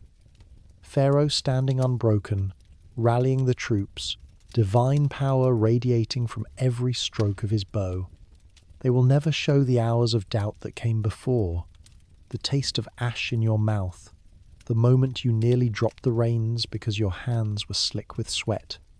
When the field is finally quiet, when the sun has sunk low and the dead lie scattered like broken dolls, you stand in your chariot and raise your arms. The soldiers cheer. They chant your name, their voices ragged with exhaustion. You smile, though it feels thin on your face. You have lived. You have endured. That is enough. But tomorrow, the scribes will write it differently. Tomorrow, the reliefs will show a God among men, triumphant, unstoppable, never once afraid. And yet you know that victory is fragile, that one arrow well aimed could have turned your glory into silence. You know that your soldiers cheer today because they lived, not because they believed in your divinity. You know the wig still itches, the linen still clings, and the artists are even now preparing to carve you as more than you are. War is not truth. War is theatre, and you are both actor and audience, praying the stage does not collapse beneath your feet. As you return to camp, you pass the scribes hunched over fresh papyrus, their reeds scratching furiously. They look up at you with eager eyes, already reshaping what happened into legend. You nod, knowing what they will write, that Pharaoh charged alone into the enemy, that Pharaoh's arrows fell like rain, that Pharaoh's presence turned the tide. None of it true, all of it necessary. For if the people knew you as you were today, a man drowning in sweat beneath a wig, terrified he might die before the sculptors sharpened their chisels, they might forget to call you divine at all. So, you let the lie grow. You let the reliefs be carved, the hymns be sung, the clay tablets sent to foreign kings boasting of your victory. You let Egypt believe you are a god who cannot falter. And in the dark, when the campfire smoke curls around your head, you strip off the wig, peel away the linen, and sit with your own trembling hands. You whisper a prayer not for glory, not for monuments, but simply for another day alive. Because Pharaoh may be eternal in stone, but on the battlefield he is only flesh, flesh in a wig, swaddled in linen, gripping the reins of survival with white knuckles.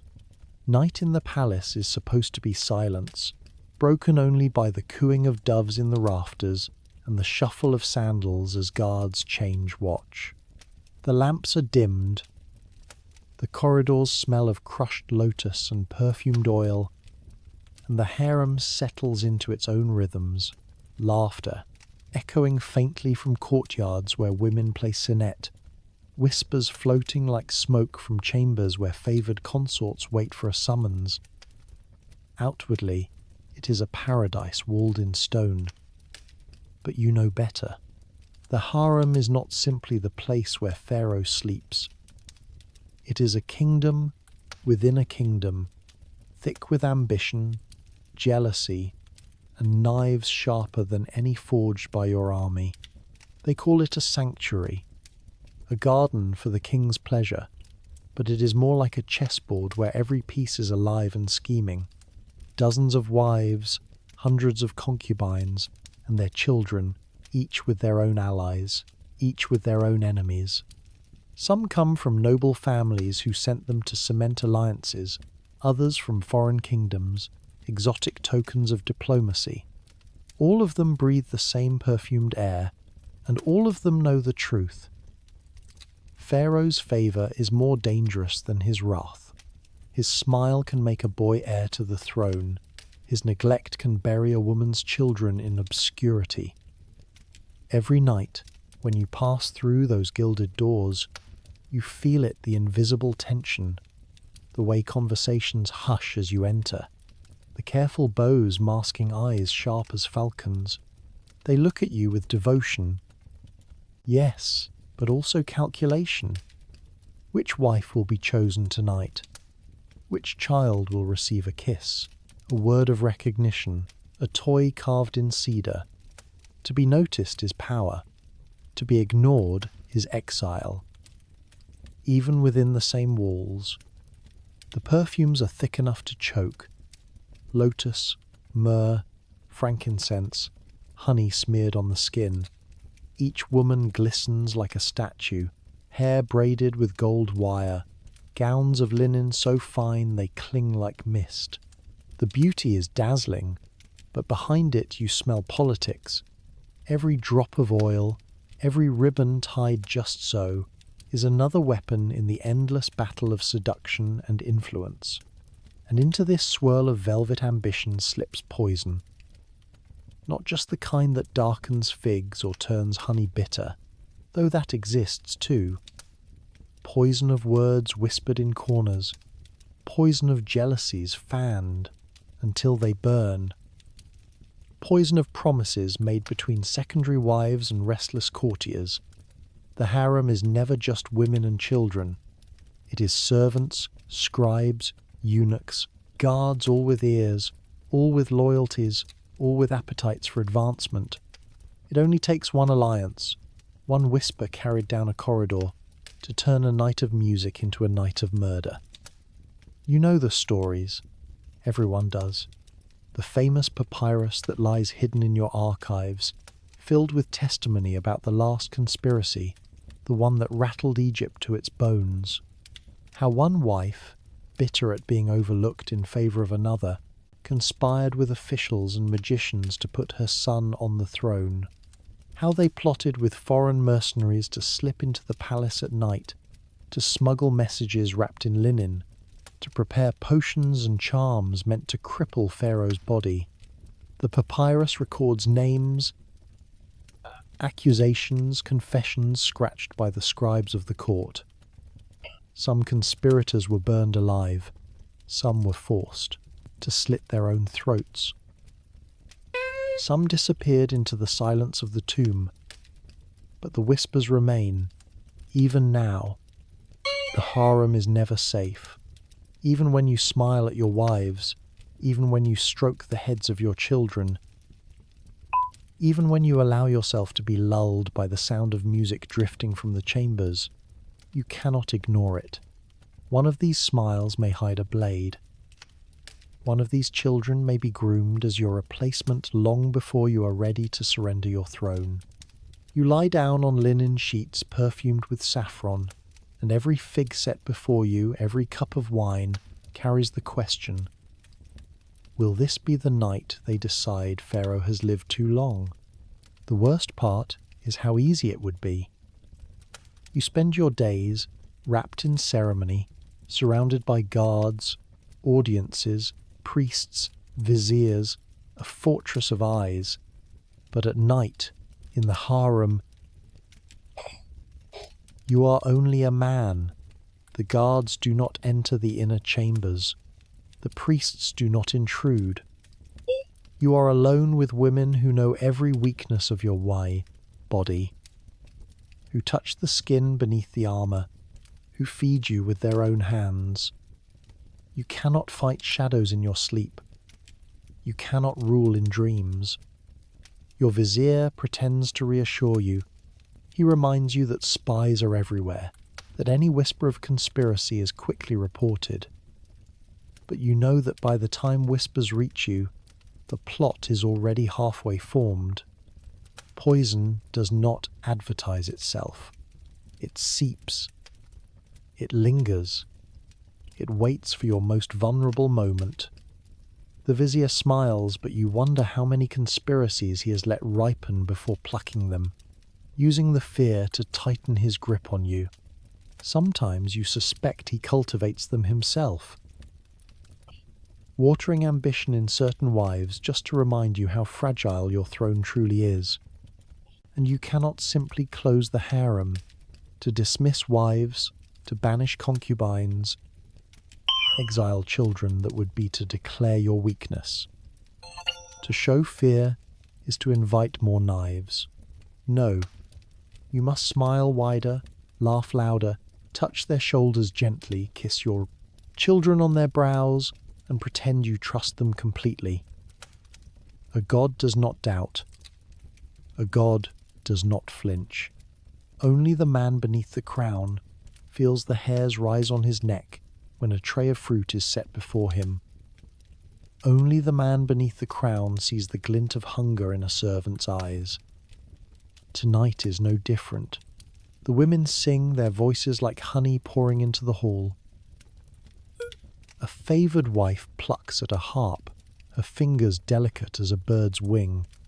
Another dances, anklets jingling softly, her gaze fixed on you with a mixture of devotion and challenge.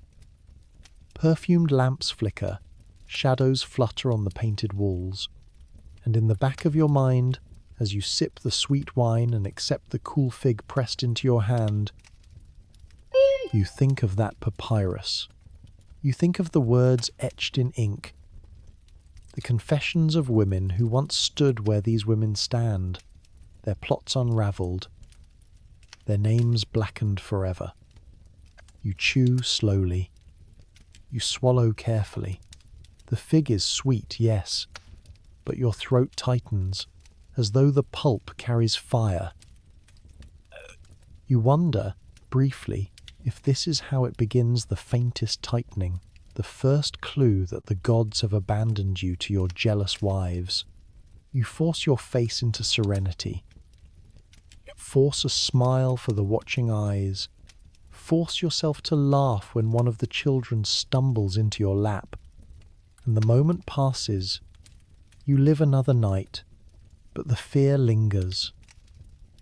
It always lingers, because power in Egypt does not die on the battlefield alone. It dies in bedrooms, it dies in whispers, it dies in figs. And Pharaoh, wrapped in linen and oil, perfumed and adored, is never safe in the place he is meant to rest. The papyrus of conspiracies may one day record your name, or perhaps it won't, because the conspirators will succeed, and history will be rewritten in favour of a new son, a new husband, a new god-king.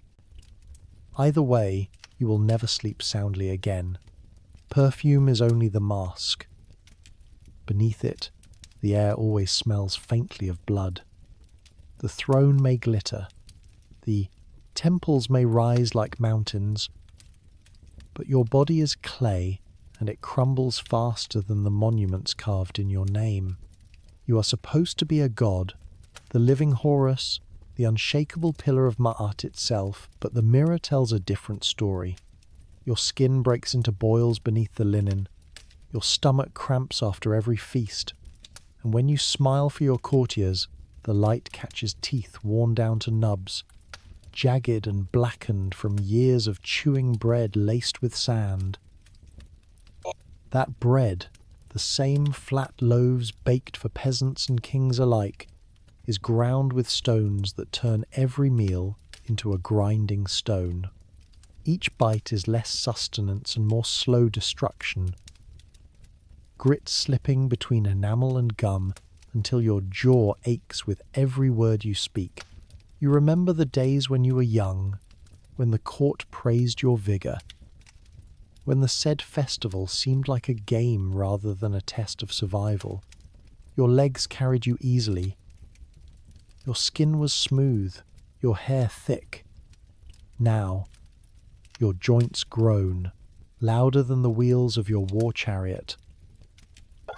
Parasites coil unseen in your gut. Fevers seize you at night until your servants wring out the sheets as though you were a sponge. Lice thrive even beneath gold headdresses, tiny kings feasting on the god of Egypt. You are Pharaoh, but the worms in your belly do not bow. Incest has left its mark, though no priest will ever say so. Cousins wed cousins, sisters wed brothers, blood turned inward until it thickens and curdles. You have seen your children, some perfect in their beauty, others twisted, born frail, their bones fragile, their limbs bent. The priests call them touched by the gods, the physicians call them unlucky. You know the truth, but you cannot say it. Your dynasty prides itself on purity, but that purity breeds weakness. You feel it in your own marrow, the ache of too much sameness echoing across generations. You are a god with crooked feet, a divine body undermined by the choices of your ancestors. When you call for the royal physician, he comes laden not with cures but with charms. He mutters incantations over amulets shaped like beetles, presses them into your palm, and assures you that Horus will guard your liver, Thoth your lungs, Hathor your blood. He prescribes poultices of honey and crushed herbs, beer thick with dates, milk warmed with resin. You swallow them all, because what else can you do? The remedies taste foul. They sting your skin, but still the pain lingers.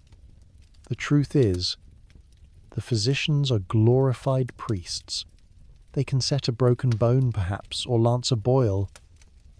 But against the tide of fevers, the rot of your gums, the slow gnaw of worms in your belly, they offer little more than hope packaged in linen charms. You learn to hide the weakness. The court must never see you limp, must never hear the rattle in your lungs, must never glimpse the blood on your tongue after a tooth cracks and crumbles. When the vizier approaches with petitions, when priests chant blessings before the statues, you sit upright, spine ironed against the back of your gilded chair, face calm, breath measured. Only when you retreat to the inner chambers do you let the mask fall, collapsing onto cushions, clutching your jaw, pressing cool linen to your forehead. Even there, you are never truly alone. Servants hover, wives whisper, children watch. Every groan, every flinch, every cough is noted, reported, analysed. A god cannot be sick. A god who bleeds invites doubt. You think often of the peasants in the fields, their bodies bowed by ploughs and sun, their bellies swollen with the same parasites, their teeth crumbled by the same bread. You, at least, recline on ivory couches while they toil in mud. You, at least, are buried in silks while they are wrapped in scraps. But the suffering is the same.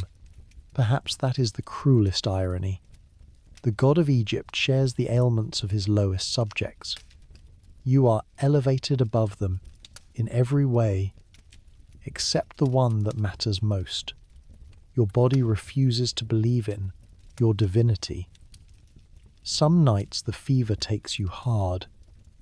The sheets cling to your skin, your breath comes shallow, and the physician hovers with his amulets and oils, muttering spells into the thick air.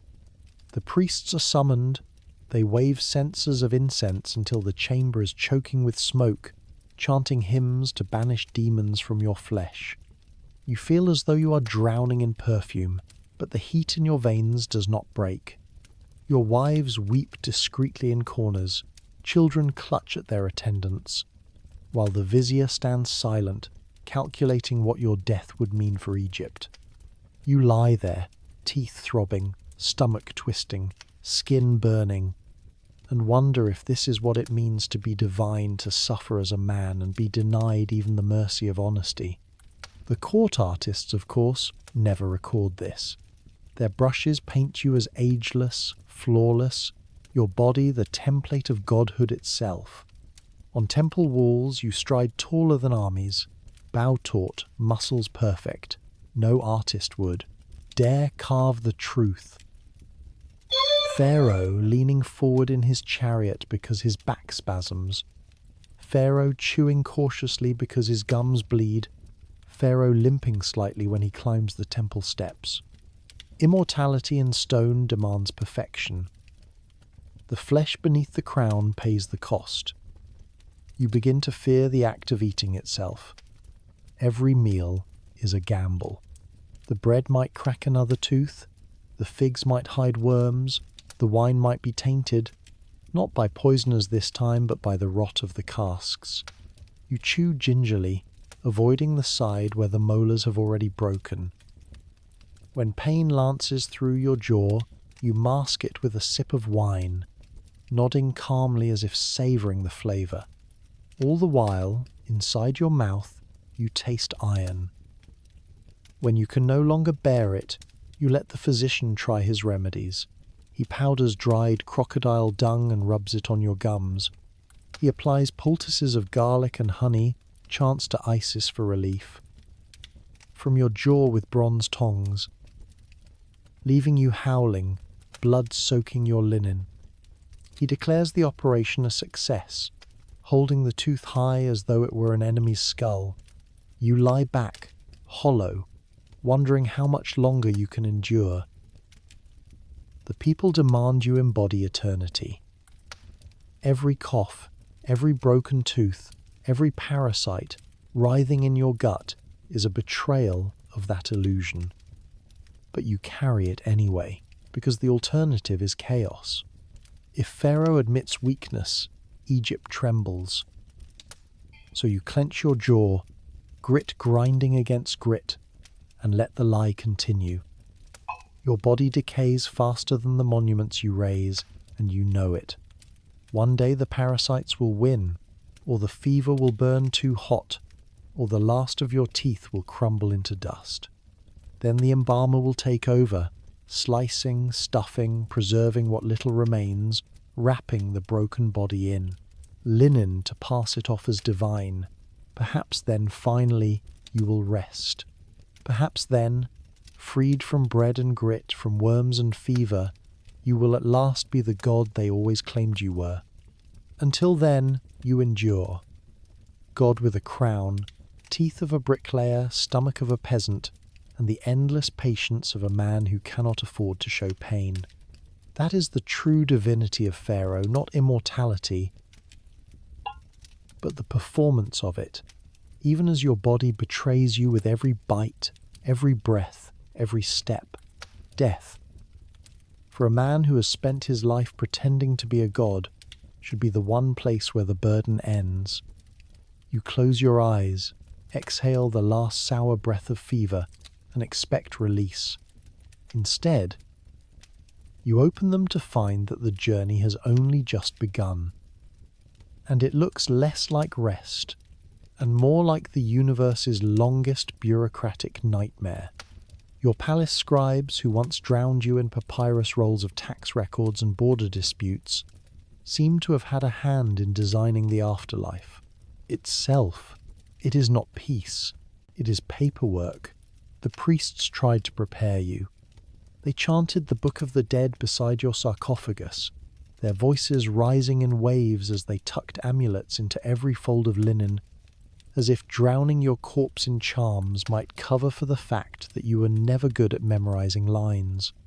You remember lying in the embalmer's workshop, your body packed with natron, your skin cracking like old papyrus, as the priest leaned close and whispered the words you must repeat in the afterlife. Passages, passwords, invocations, each one a key to a locked gate. Each one another chance to fail. Even in death, Pharaoh cannot simply walk into paradise. He must earn it, word by word, syllable by syllable, or risk being devoured. The first trial is memory itself. You are ferried in a boat across a night sky river, stars glittering like lamps hung for eternity. The boatman fixes you with eyes as old as stone and asks for the spell that grants safe passage. You rack your mind, fumbling through the verses drilled into you during your embalming rituals. If you recite them wrong, if you miss a line, the boatman turns the prow and leaves you drifting in eternal darkness. Your heart races though your body is dead, your fear is not. You stumble through the words, reciting them half from memory, half from desperation. The boatman nods once, the oar dips into the star water, and you glide forward. Relief floods you, but only for a moment. There are many more gates. Each one demands a password, each guardian a different phrase. Some demand that you deny sins in elaborate detail. I have not stolen. I have not killed. I have not blasphemed.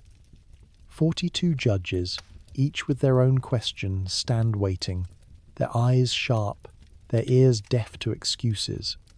The truth does not matter here. What matters is the script.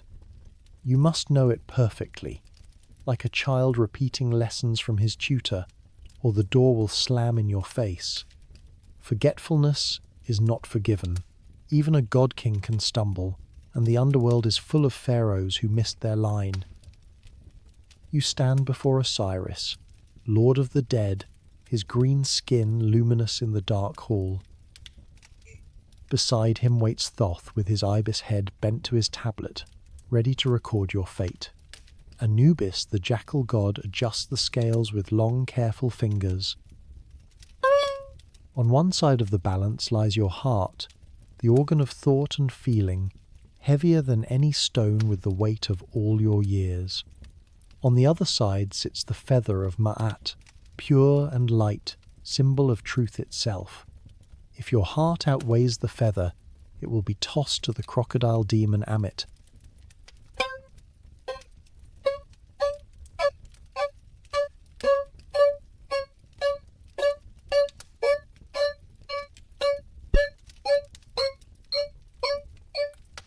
If your heart outweighs the feather is Normaya, who crouches at the edge of the scales with slavering jaws, eager to devour.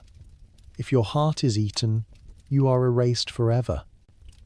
Not punished, not tortured, simply unmade, forgotten, gone, pharaoh or peasant. It makes no difference. You watch the scale tilt, your chest tight with a fear deeper than any battlefield ever gave you. You remember the blood on your hands from war, the whispered lies you let your vizier tell, the women you neglected, the children you ignored, the gold you hoarded while peasants starved. You wonder how your heart could ever float lighter than a feather. The crocodile licks its teeth, and you tremble like a child before a tutor. You mutter the words you were taught. O gods, I am pure. I have not sinned. I have not betrayed Ma'at. The scale quivers, the feather steadies, the heart balances. A breath you did not know you still possessed escapes your lips. For now, you remain. But the journey is not finished. Beyond the scales, the underworld stretches vast and labyrinthine. Rivers of fire cut across fields of reeds. Serpents thicker than ships writhe in coils, their breath flames. Gates upon gates rise before you, each with its guardian demanding not just passwords but names. You must know the names of the gatekeepers, of the doors themselves, of the demons lurking behind. To speak a name is to master it, but there are so many, a chorus of syllables etched into your memory like brands. Miss one, and you are lost. Forget one, and the gate does not open. Even time itself is a maze here. The sun sails through the underworld in its bark, dragging night behind it, and you must catch its passage, board its ship, and ride with Ra as he battles the serpent Apophis. Every night the great serpent rises from the darkness, jaws wide enough to swallow gods, and every night Ra must fight it. If you fail to join the battle, if you cannot recite the spells that drive your spear into the monster's flesh, the dawn will never come, and you will drift forever in night. Even as a dead king, you are not free from duty. The cosmos still demands your service. And what waits at the end? If you succeed, if you master every verse, answer every judge, name every demon, board every boat, and fight every serpent, then, and only then, may you enter the field of reeds, an eternal Egypt, green and fertile, where the Nile flows endlessly, where wheat grows taller than men, where you will plough with golden oxen and feast beneath the shade of sycamores. It is a paradise, yes, but one reached only after an ordeal more exhausting than any war or festival. Eternal rest, but only if you can survive eternal tests. You think of the peasants again. How did they manage it? They could not afford entire papyrus rolls of the Book of the Dead, could not pay priests to chant the spells, could not memorize every line. Did they simply hope that kindness in life weighed enough to balance the scales? Did they stumble at the gates, lacking the passwords, and vanish into nothingness? The thought chills you more than the underworld's rivers. For all your wealth, for all your priests and amulets, you barely remember the words yourself. How could the poor ever hope to pass? Perhaps they trusted that the gods loved them more than procedure. Perhaps you envy them that hope, but envy will not carry you through. You recite again, whispering words like a mantra, clinging to each line as if it were a rope across a chasm. I am he who knows the secret name. I am he who has not sinned. I am he who comes forth justified. You say it until your lips burn, until your tongue trips, until the guardians step aside. Paperwork, but cosmic. Bureaucracy carved into the very structure of the afterlife. And you, Pharaoh, who once signed decrees without reading them, who once rubber-stamped orders pushed beneath your nose, now find yourself reduced to a petitioner, scrambling for the right forms to hand to the clerks of eternity. At last, weary beyond weariness, you glimpse it, the fields stretching green and infinite, the horizon glowing with dawn. The bark of Ra sails into daylight, triumphant again, and you follow. Your heart, for now, has not been eaten. Your words, for now, have not failed. Step into paradise, like a farmer returning home. But even in this eternal garden, even as golden wheat bends in the breeze, the memory clings. You survived by memorization, by ritual, by performance. Even here, the crown weighs heavy. You are Pharaoh still, not because you ruled the Nile, but because you filled out the cosmos's paperwork correctly. Miss a line, and eternity itself would have swallowed you whole. That is the price of divinity in Egypt. Not peace, not release, but the endless pressure to perform, even beyond death. The living spend their years imagining eternity, but eternity, for Pharaoh, is built with picks and chisels in the bowels of the earth. Your tomb is not simply a resting place. It is a project that consumes decades, a secret mansion carved out of stone, a monument to both your power and your paranoia. The irony is never lost on you. While you are alive, You build a house for your death. Every day your people labor in the sun to feed you, and beneath the mountain others labor in silence to hide you. It begins the moment you take the throne. Before your first campaign, before your first temple dedication, the architects come with plans. Majesty, where shall we dig your eternity? The Valley of the Kings is already honeycombed with tunnels, each one the ambition of a past pharaoh who thought he had solved the riddle of immortality. You choose a slope of barren rock, the cliffs rising like walls to guard your secret.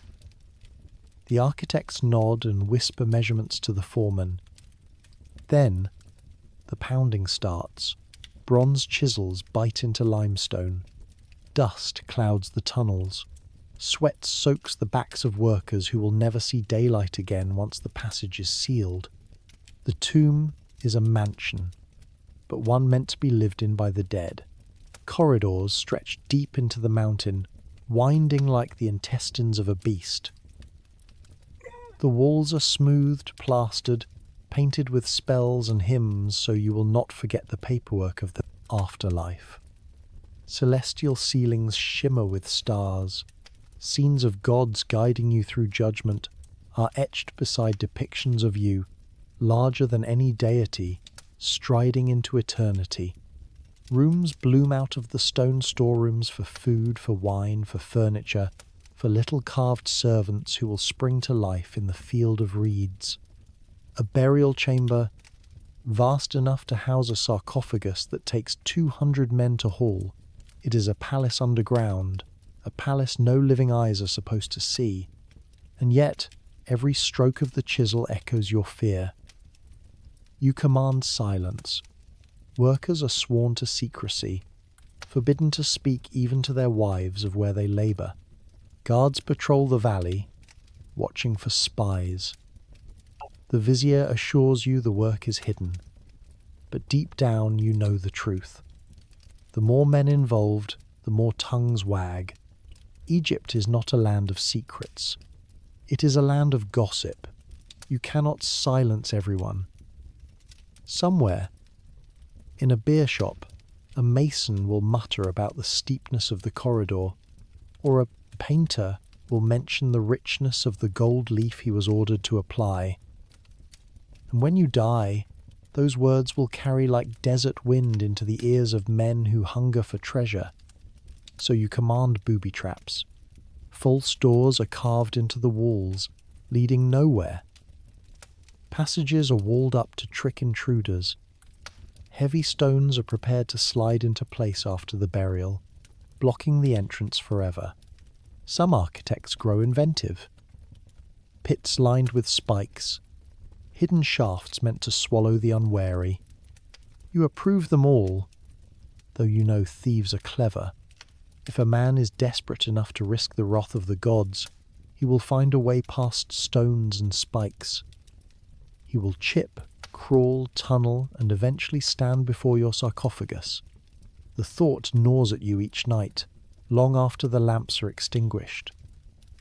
Still, you spare no expense. Gold and alabaster flow into the tomb like the Nile in flood. Chairs inlaid with ivory, beds with carved lion legs, boxes of perfumes, piles of linen, jars of honey, wine, and oil, all things you might need in the afterlife. Your craftsmen carve statues of you in every pose, seated in majesty, striding in youth, smiting enemies. They place amulets in your wrappings, each one a charm against the dangers of the drought. Your treasury drains, but you assure yourself it is worth it.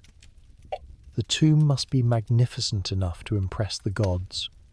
The tomb must be impenetrable enough to deter men. But men are hungrier than gods. You know it. You have heard the stories. Tombs sealed with curses, their walls painted with warnings. Death will come on swift wings to him who disturbs the Pharaoh still cracked open by greedy hands. You know how quickly your predecessors were stripped. A pharaoh buried with a fortune is a pharaoh whose rest lasts 3 weeks, 3 months if he is lucky, before a band of thieves slips through the night with copper chisels and linen sacks.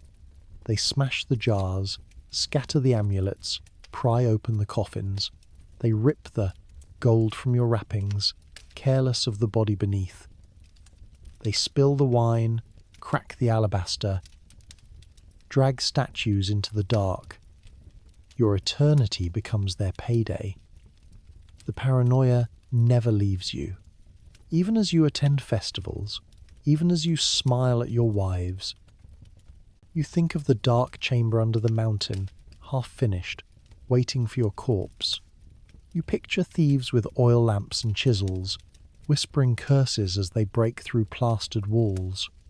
You picture your face, carefully painted on your coffin, smashed by a pick so your spirit cannot recognize its vessel.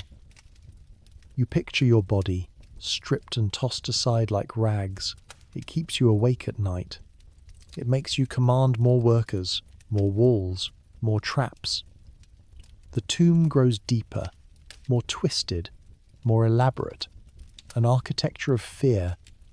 And still, you know, no matter how deep you dig, no matter how cleverly you design, someone will come. Some lean man with nothing to lose will risk eternity for the chance to touch your gold. He will spit at the gods, laugh at the curses, and chip through your secrets. When he does, all that remains of your glory will be scattered across the desert, melted into bracelets, hammered into coins, bartered in markets. Your name, your cartouche, your careful preparations, all forgotten. It is almost comic, the lengths you go to for security. Knowing the futility, you could be buried with nothing, a plain coffin, no treasure, no gold, and the thieves might pass you by. But you are Pharaoh. Pharaoh cannot enter the afterlife empty-handed. To do so would be shameful. So you build, and you spend, and you plan. Even as the doubt gnaws you hollow, you invest more in your tomb than in your palaces for the living, because this palace must last forever. Yet, in your heart, you know it will not last longer than a hungry man's patience. The day will come. They will lower your sarcophagus into its chamber, priests chanting, servants weeping, wives wailing. The corridors will be sealed, stones slid into place, entrances hidden under rubble. The valley will fall silent, save for the wind. For a brief moment, you will believe the lie, that you have secured eternity. But the world moves quickly. 3 weeks, 3 months, 3 years, whispers will spread, secrets will leak, and a torch will flare in the dark. Your eternity will be violated, your treasures carried off, your name carved into a ledger of loot. Pharaoh, God on earth, reduced to bones in a broken coffin, while your golden mask grins from the pouch of a thief. That is the cruelest truth of all. Not even death frees you from the hunger of others. You build a mansion underground, you carve the walls with stars, you booby-trap the halls with stone and fire. But your paranoia is justified. Eternity is short. The afterlife begins, and already you are being robbed. The throne is steady only if the gods approve, and the gods have many faces. You grow up under the shadow of Amun, his temples swollen with wealth, his slon, priests striding through Karnak as if they were kings themselves. Every festival reminds you, Pharaoh may be divine, but his divinity is tethered to the cults that feed it. Their hymns gild your name, their offerings legitimize your rule, their incense cloaks your throne. And one day, perhaps out of frustration, perhaps out of vision, you decide you've had enough. You will not be Pharaoh chained to the old gods. You will be Pharaoh of the one God, the sun itself, Aten. At first it feels bold, even exhilarating.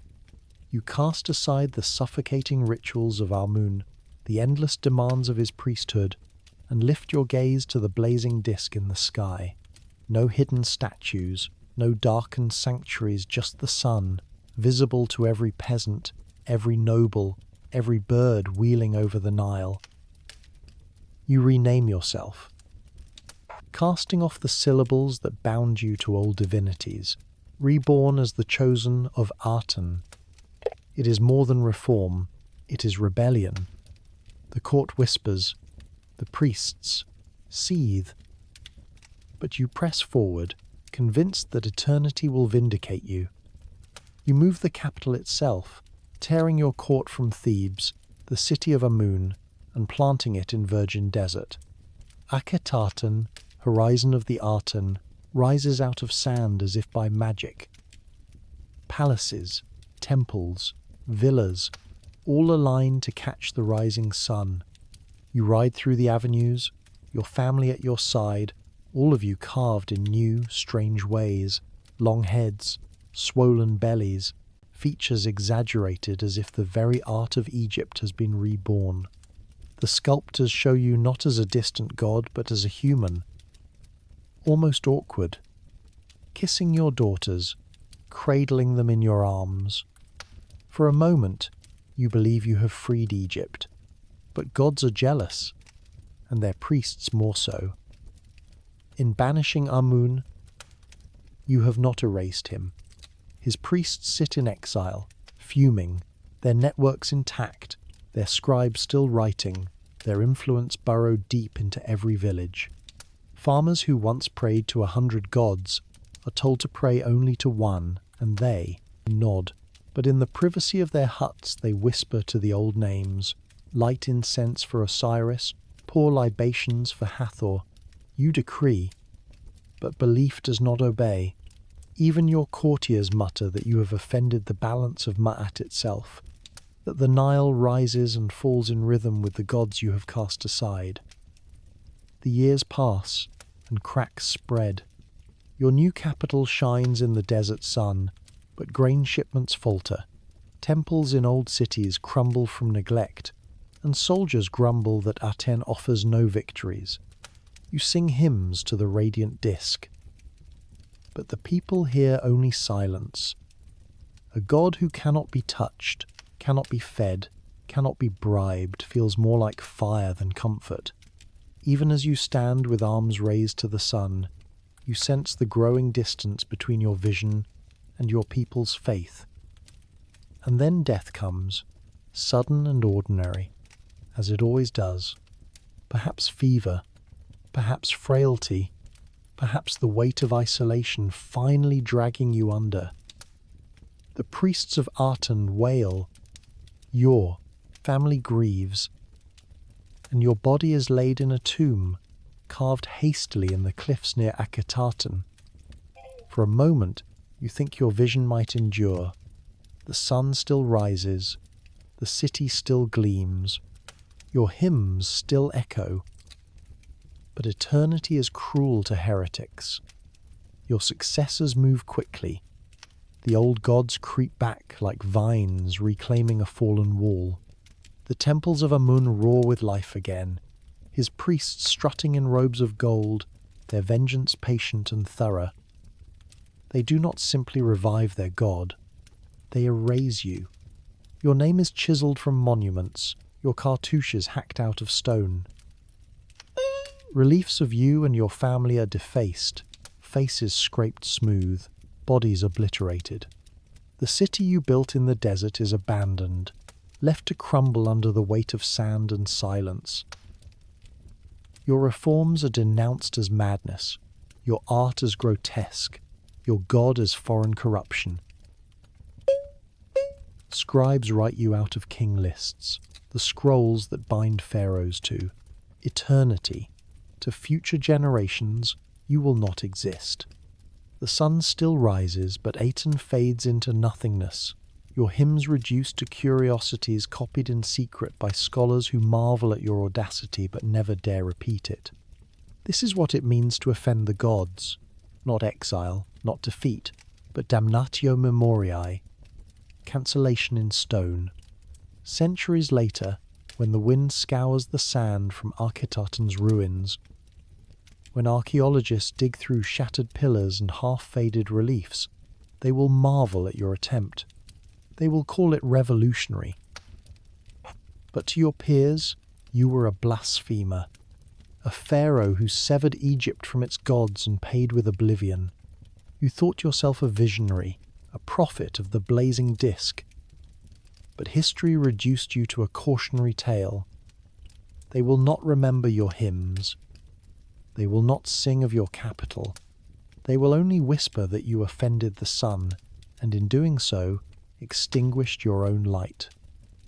Pharaohs crave eternity, but eternity has no patience for heretics. You imagined immortality in the warmth of Aten's rays. Instead, your eternity is chisels carving your name into absence, statues toppled into rubble. Your legacy swallowed by priests who smiled as they ground your memory to dust. You wanted to be the first true monotheist.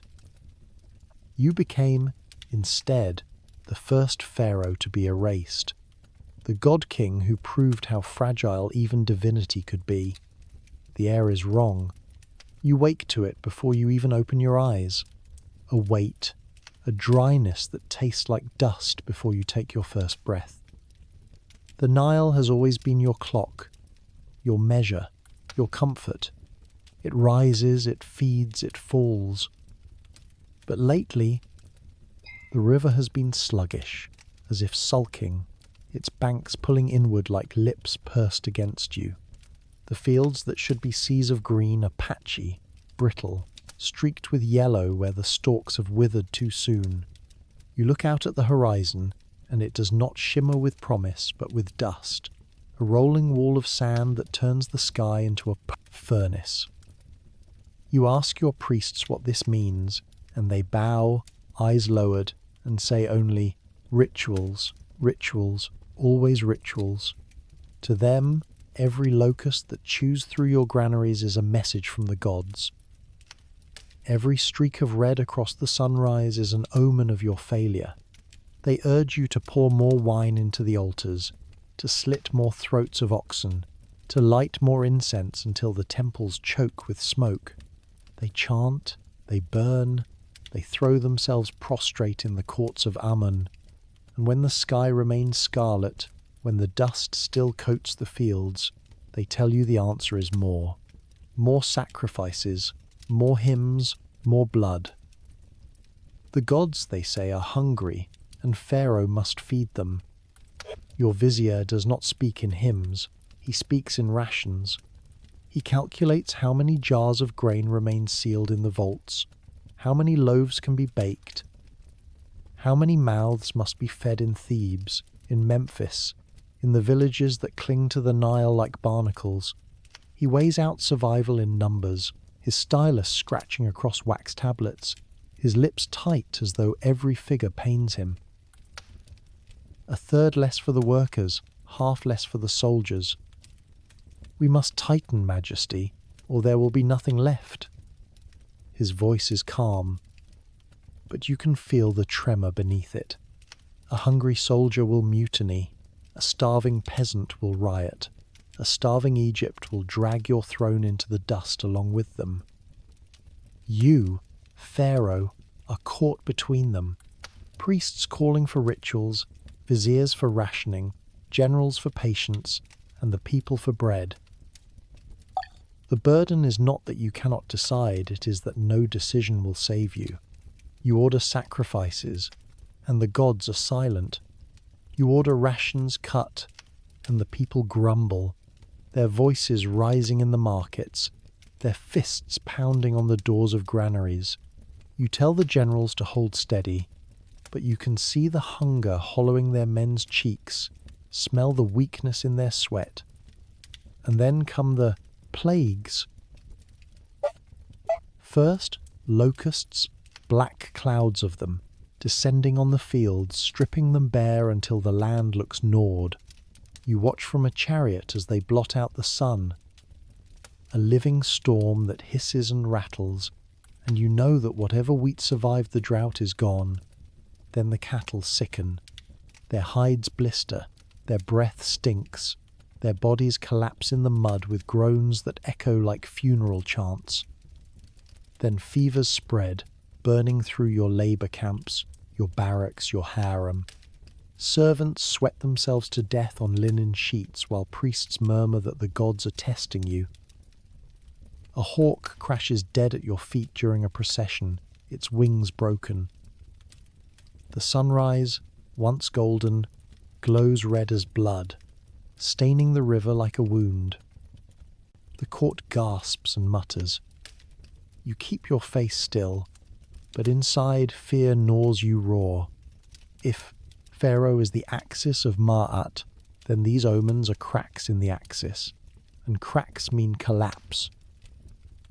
You demand answers. The priests shrug, their voices slippery as eels. Perhaps you angered the gods. Perhaps the people must pray harder. Perhaps Pharaoh must make greater offerings. The vizier presses for harsher measures, seize grain from the temples, open new canals to catch what little water the Nile offers, cut off relief to villages too small to matter. The generals grow restless. They murmur that foreign lands still have food, that a swift raid into Canaan or Nubia could bring back grain, cattle, captives. But wars need strength, and Egypt's strength is crumbling with every sun-cracked day. Everywhere you go, you hear the whispers.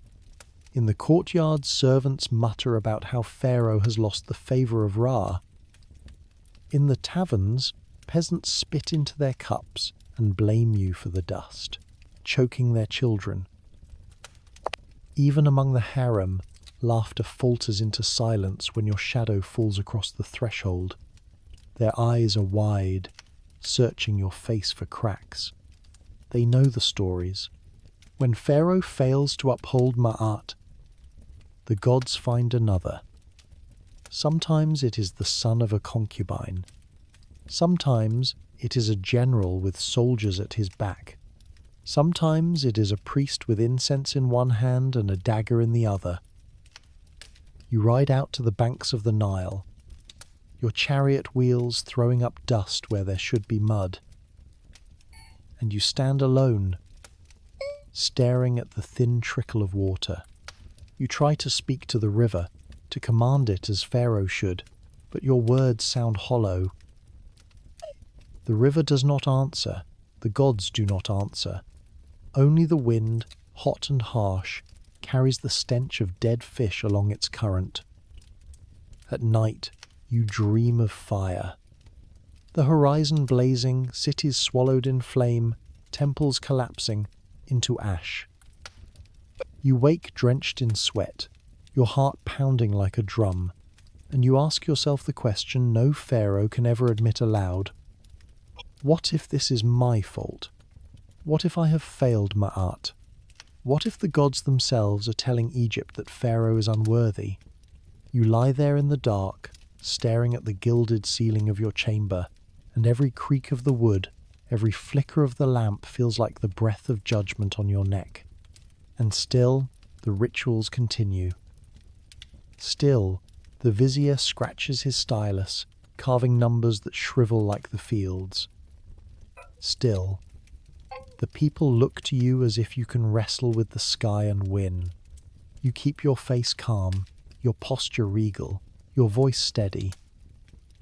But in your heart, you know, the dust will return, the locusts will descend, the omens will flare across the horizon like fire, and nothing you do will stop them.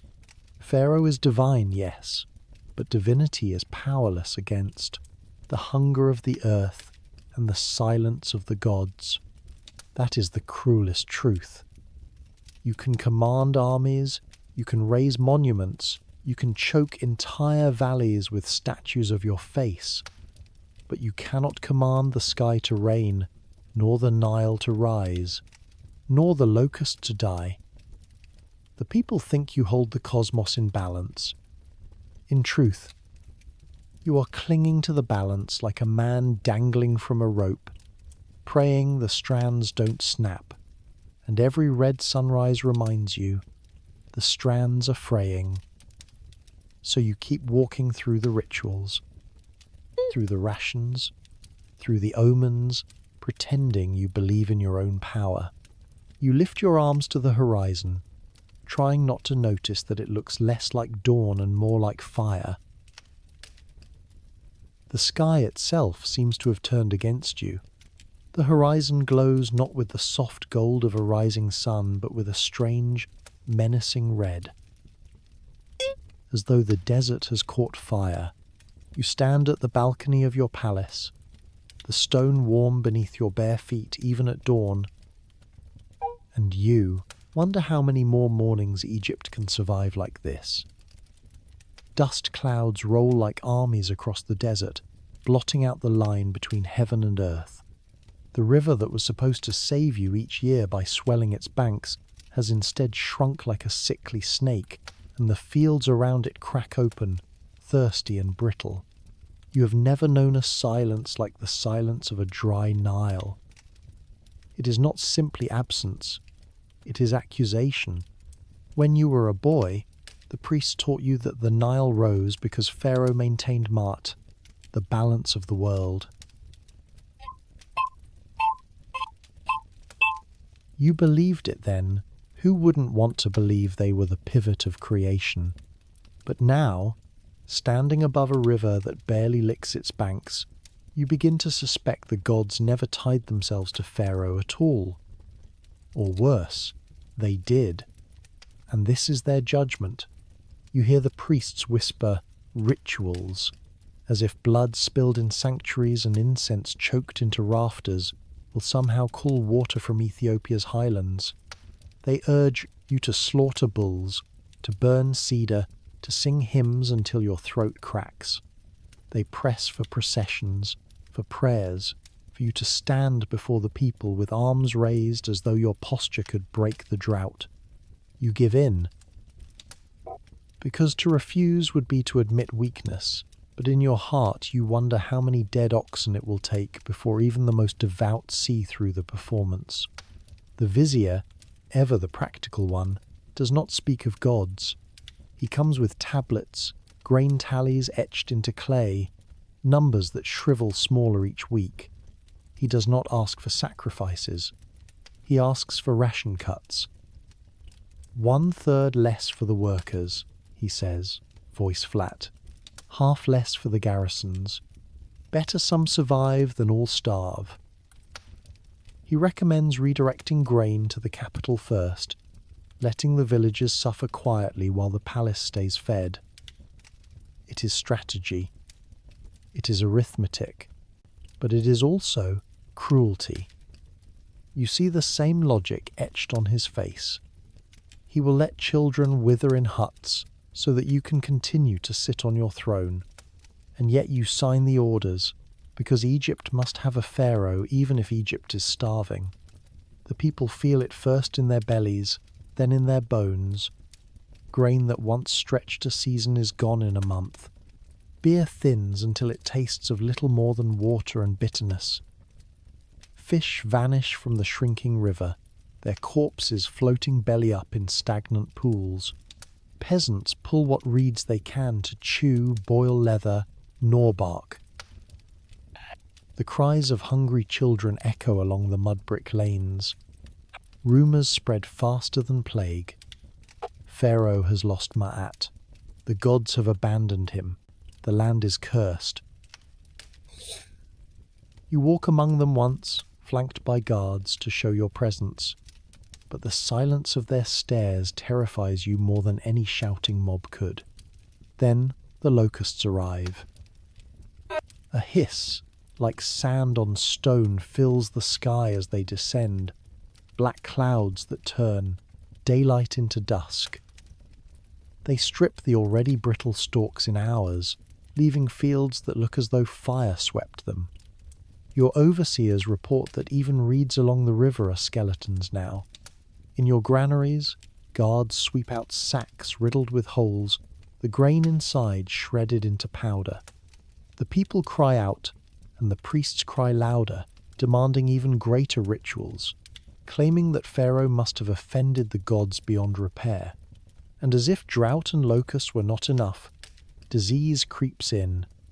First the cattle blister and die, their hides bubbling like baked clay, their mouths dripping foul foam.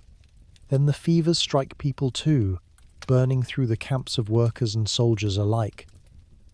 Men sweat themselves into skeletons within days, and the air fills with the stench of unburied dead. The priests wail that the gods test Egypt, that Pharaoh must prove his devotion. The vizier whispers that the cities must be quarantined, that bodies must be burned to prevent further spread. Both are grasping in the dark, but you allow both, because what else can you do? The omens pile like sand dunes. A hawk falls from the sky during a procession, breaking its neck at your feet. The moon darkens behind a shadow, turning the night into a sick parody of dawn. The river runs with strange red foam, and the people whisper of blood. The sun rises each morning not golden but crimson, the desert haze staining it like fresh wounds. You hear courtiers murmur that the gods are angry. You hear soldiers mutter that Pharaoh's magic has failed. Even your wives look at you with eyes wide and fearful, as if wondering whether their children are cursed by your blood. And yet every sign tells the people that you have lost the favour of heaven. The priests tell you to sacrifice more, the vizier tells you to tighten further, the generals tell you to raid neighbours for food. The people tell you nothing at all, only their gaunt faces speak, only their silence screams. You stand on your balcony again, staring at the horizon aflame, and ask aloud the question no pharaoh is supposed to voice. Why is the horizon on fire? No one answers. The priests bow lower. The vizier waits with his stylus. The horizon burns, the dust rolls, the locusts feast. You are Pharaoh, God in flesh, yet powerless before the sky. And still you must play the role, because if you stop, Egypt collapses. So you order the sacrifices, you sign the rations, you march in processions beneath the blood-red sun, pretending not to notice that the people's prayers are no longer for you, but for salvation from you. The weight is unbearable, but you cannot put it down. You lift your arms to the blazing sky, even as the gods remain silent, even as the people grow hungrier, even as the horizon looks like the mouth of the underworld itself, and you whisper to yourself, as much as to anyone listening, if this is what it means to be divine, then divinity is nothing more than helplessness with a crown. Stone is supposed to last forever, but nothing lasts forever in Egypt, not even a god's name.